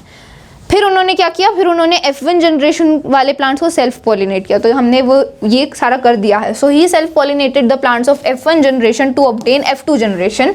ही obtained 4 different types of seeds. तो अब जो F2 जनरेशन आई है, जो हमने टेबल में ड्रॉ करी है, वो F2 जनरेशन में 4 टाइप ऑफ सीड्स हमें मिले। कौन से? राउंड एंड येलो तो थे ही, राउंड एंड ग्रीन भी थे, रिंकल्ड एंड येलो भी थे, और रिंकल्ड और ग्रीन भी थे। तो ये 4 टाइप के हमें सीड्स मिले F2 जनरेशन में। तो कितनी वेरिएशन आ गई, ठीक है। सो यही उन्होंने डाई हाइब्रिड क्रॉस में एक्सपेरिमेंट किया। सो आई होप कि क्लियर हो गया है। आगे डायग्राम भी हमें गिवन है, ठीक है, ये एनसीईआरटी का डायग्राम है। Okay, so this is the diagram. ये वही यहाँ पर बताया हुआ है कि ये पेरेंट प्लांट है, ठीक है, this is the parent plant. वो कैसा था, राउंड एंड येलो था, और जो दूसरा वाला प्लांट था वो रिंकल्ड एंड ग्रीन था। तो जो गेमीट्स बने राउंड एंड येलो, और ये स्मॉल आर स्मॉल वाई, और F1 जनरेशन में जितने भी प्लांट्स थे वो राउंड एंड येलो थे, ठीक है। फिर जब हमने इस राउंड एंड F1 जनरेशन वाले प्लांट्स को सेल्फ पॉलिनेट किया और ये टेबल ड्रॉ करी, तो इसमें आप देख सकते हो कि हमारे पास F2 जनरेशन में कितने कॉम्बिनेशन आए, 4 कॉम्बिनेशन आए हमारे पास, round and yellow, wrinkled and yellow, round and green and wrinkled and green. तो ये 4 टाइप के सीड्स हमें मिले, ठीक है। ये कलर से यहाँ पर रिप्रेजेंट भी किया हुआ है, ये आप देख सकते हो, इसको मैंने ऑलरेडी एक्सप्लेन कर दिया, ठीक है। तो अब इससे हम क्या कंक्लूड कर सकते हैं, ये हम कंक्लूड कर सकते हैं कि हमारे पास राउंड एंड येलो सीड्स कितने हैं, तो काउंट कर लो, राउंड एंड येलो कितने हैं, 1 2 3 4 5 6 7 8 9। तो 9 सीड्स हमारे पास राउंड एंड येलो हैं। सो राउंड एंड येलो सीड्स कितने हैं, 9। राउंड एंड ग्रीन सीड कितने हैं, राउंड एंड ग्रीन कितने हैं, 1 2 3। सो 3 है round and green seeds. Wrinkled and yellow seeds कितने हैं, रिंकल्ड एंड येलो कितने हैं, 1 2 3। सो ये भी 3 हैं।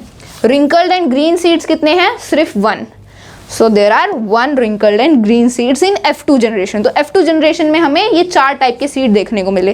तो अब फिनोटिपिक रेशो क्या होगा, फिनोटिपिक रेशो होगा 9:3:3:1। फिनोटिपिक रेशो क्या होता है कि जो फिजिकल अपीयरेंस है उसका रेशो, तो हमें 4 टाइप के सीड्स मिल रहे हैं। तो अब इन चारों का कितने कितने सीड्स हैं, इनका रेशो, तो राउंड एंड येलो 9 है, राउंड एंड ग्रीन 3 है, रिंकल्ड एंड येलो 3 है, रिंकल एंड ग्रीन 1 है। तो इनका रेशो होगा फिनोटिपिक रेशो 9:3:3:1, ठीक है। Dihybrid cross, I hope आपको अच्छे से क्लियर हो गया। तो हमने दोनों क्रॉस के बारे में बात कर लिया, monohybrid and dihybrid cross. तो ये मेंडल ने, ग्रेगर मेंडल ने ये एक्सपेरिमेंट परफॉर्म किया पी प्लांट पे। Okay, so this was the topic. Now let's move on towards our next topic.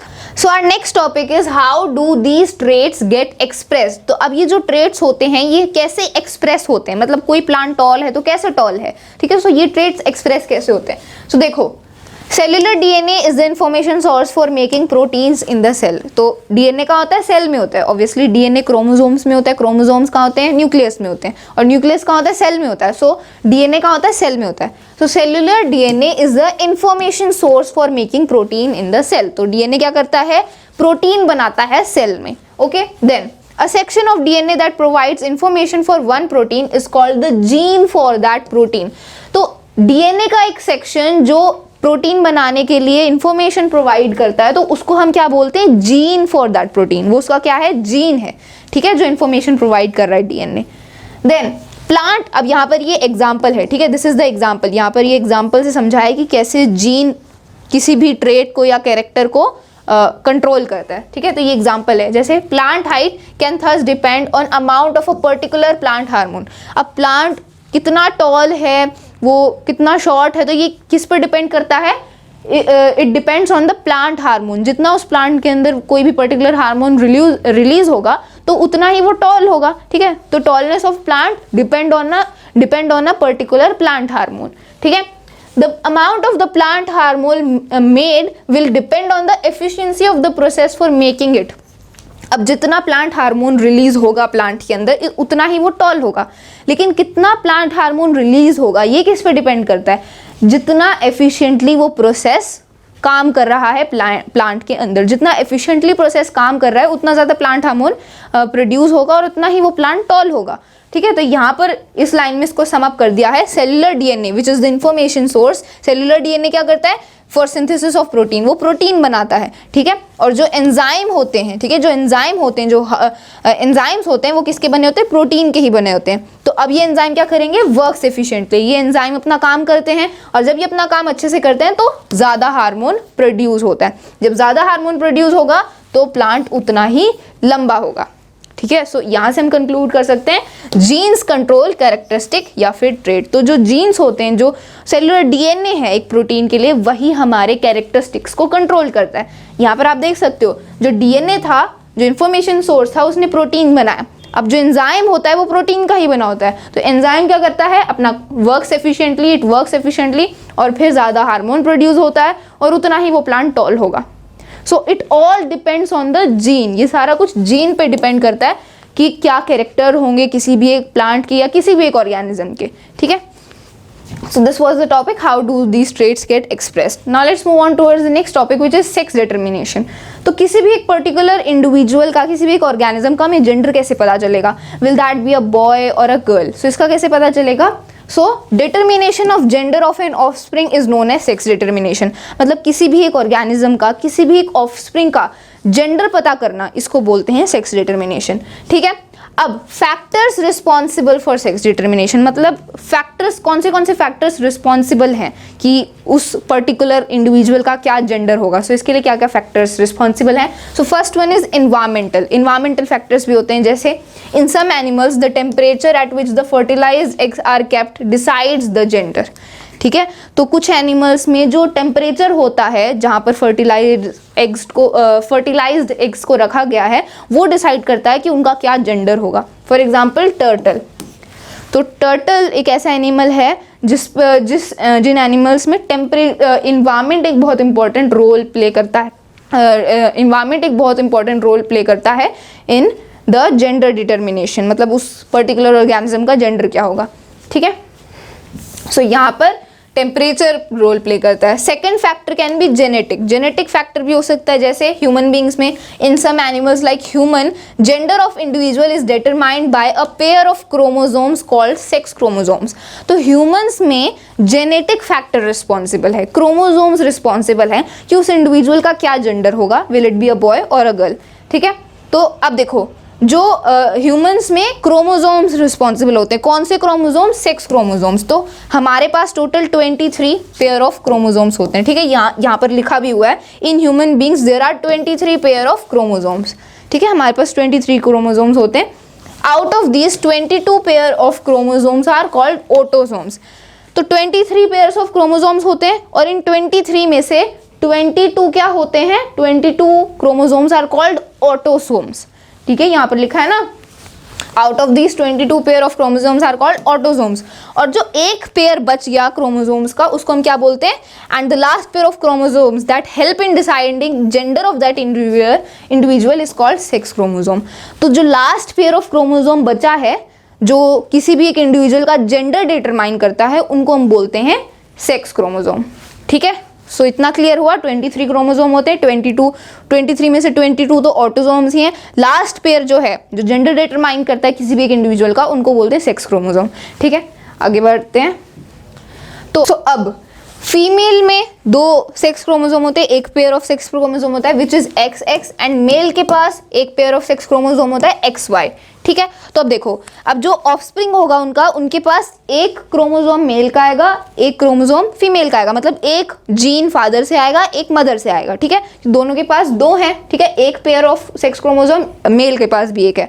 ठीक है, सो उनमें से एक जीन, एक क्रोमोसोम आएगा ऑफस्प्रिंग के पास। तो ठीक है, तो मेल के पास है XY सेक्स क्रोमोसोम और फीमेल के पास है XX। ठीक है, अब देखो, अब जो ऑफस्प्रिंग होगा उसके पास एक क्रोमोसोम तो मदर का आएगा विच इज X।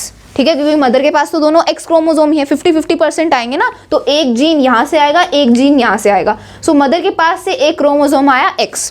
ठीक है, अब फादर के पास से मान लो X वाला ही क्रोमोसोम आ गया। ठीक है, लेट्स से फादर के पास से एक्स वाला क्रोमोसोम आ गया, मदर के पास से तो एक्स क्रोमोसोम ही आएगा क्योंकि मदर के पास दोनों क्रोमोसोम एक्स हैं, ठीक है। फादर के पास एक क्रोमोसोम एक्स है और दूसरा वाई है, तो मदर के पास से तो एक्स क्रोमोसोम आ गया। अब मान लो अगर फादर के पास से एक्स वाला ही क्रोमोसोम आया, तो अब जो ऑफस्प्रिंग है उसके पास कौन से क्रोमोसोम्स हैं, एक्स। तो अब ये जो ऑफस्प्रिंग होगा ये क्या होगा, गर्ल। तो इसका जेंडर क्या होगा, she will be a girl. जब एक्स क्रोमोसोम होते हैं किसी ऑफस्प्रिंग में, दोनों क्रोमोसोम्स एक्स हैं, तो वो एक गर्ल होती है, ठीक है। और जिसमें एक्स और वाई क्रोमोसोम्स होते हैं, एक क्रोमोसोम एक्स और एक में वाई, तो वो होता है बॉय, ठीक है। तो एक केस तो हो गया जब फादर के पास से एक्स क्रोमोसोम आया, फादर के पास से जब एक्स क्रोमोसोम आया तो वो तो गर्ल होगी, ठीक है। अब दूसरा केस हो सकता है, दूसरा केस क्या होगा, मदर के पास से तो एक्स क्रोमोसोम ही आएगा, ठीक है, मदर के पास से तो एक्स क्रोमोसोम ही आएगा। अब मान लो फादर के पास से एक्स क्रोमोसोम नहीं वाई क्रोमोसोम आ गया, ठीक है। फादर के पास से क्या आया, कौन सा क्रोमोसोम आया, वाई क्रोमोसोम। मदर के पास से एक्स और फादर के पास से वाई आया गया। तो अब ये जो ऑफस्प्रिंग है इसके पास कौन से सेक्स क्रोमोसोम है, एक वाई है और एक एक्स है। तो अब ये जो इंडिविजुअल है, अब ये जो ऑफस्प्रिंग है ये क्या है, बॉय है। Now he will be a boy, ठीक है, बिकॉज उसके पास कौन से क्रोमोसोम है, एक्स और वाई, ठीक है। इसको मैं ऑर्डर में लिख देती हूँ। सबसे पहले हम मदर को लिखते हैं, ठीक है। तो मदर के क्रोमोसोम होते हैं एक्स और फादर के होते हैं एक्स वाई। तो मदर के पास से तो एक्स क्रोमोसोम आया, फादर के पास से वाई वाला आया, ठीक है। सो ये क्या होगा, ये जो ऑफस्प्रिंग होगा, he will be a boy, he will be a boy, क्योंकि उसके पास एक एक्स क्रोमोसोम है मदर का और फादर के पास से उसके पास वाई क्रोमोसोम आया। तो एक्स वाई जब कॉम्बिनेशन बनता है सो दैट इज अ बॉय, और जब एक्स एक्स कॉम्बिनेशन बनेगा so that will be a girl. तो अगर फादर के पास से एक्स वाला क्रोमोसोम आ जाएगा तो गर्ल होगी, ठीक है।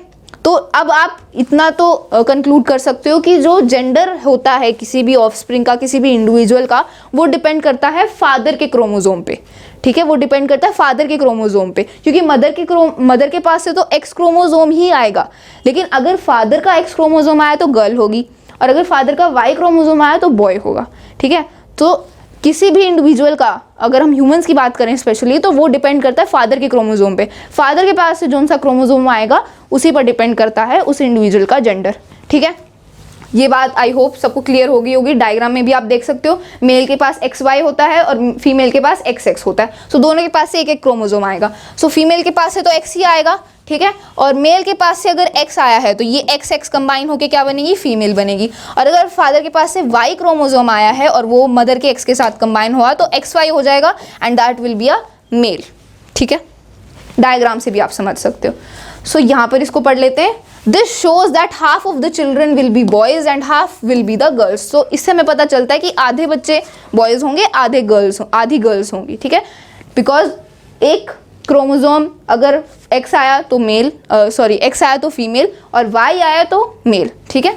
So half will be boys, half will be girls. All children will inherit an X chromosome from their mother, regardless whether they are boys or girls. अब मदर से तो एक्स क्रोमोसोम ही आएगा, चाहे वो बॉय हो चाहे वो गर्ल हो। एक्स क्रोमोसोम तो दोनों के पास है ना, मेल के पास भी है फीमेल के पास भी है, लेकिन डिपेंड करता है फादर के क्रोमोसोम पे। तो मदर से तो एक्स क्रोमोसोम बॉय को भी मिलता है, गर्ल को भी मिलता है, ठीक है।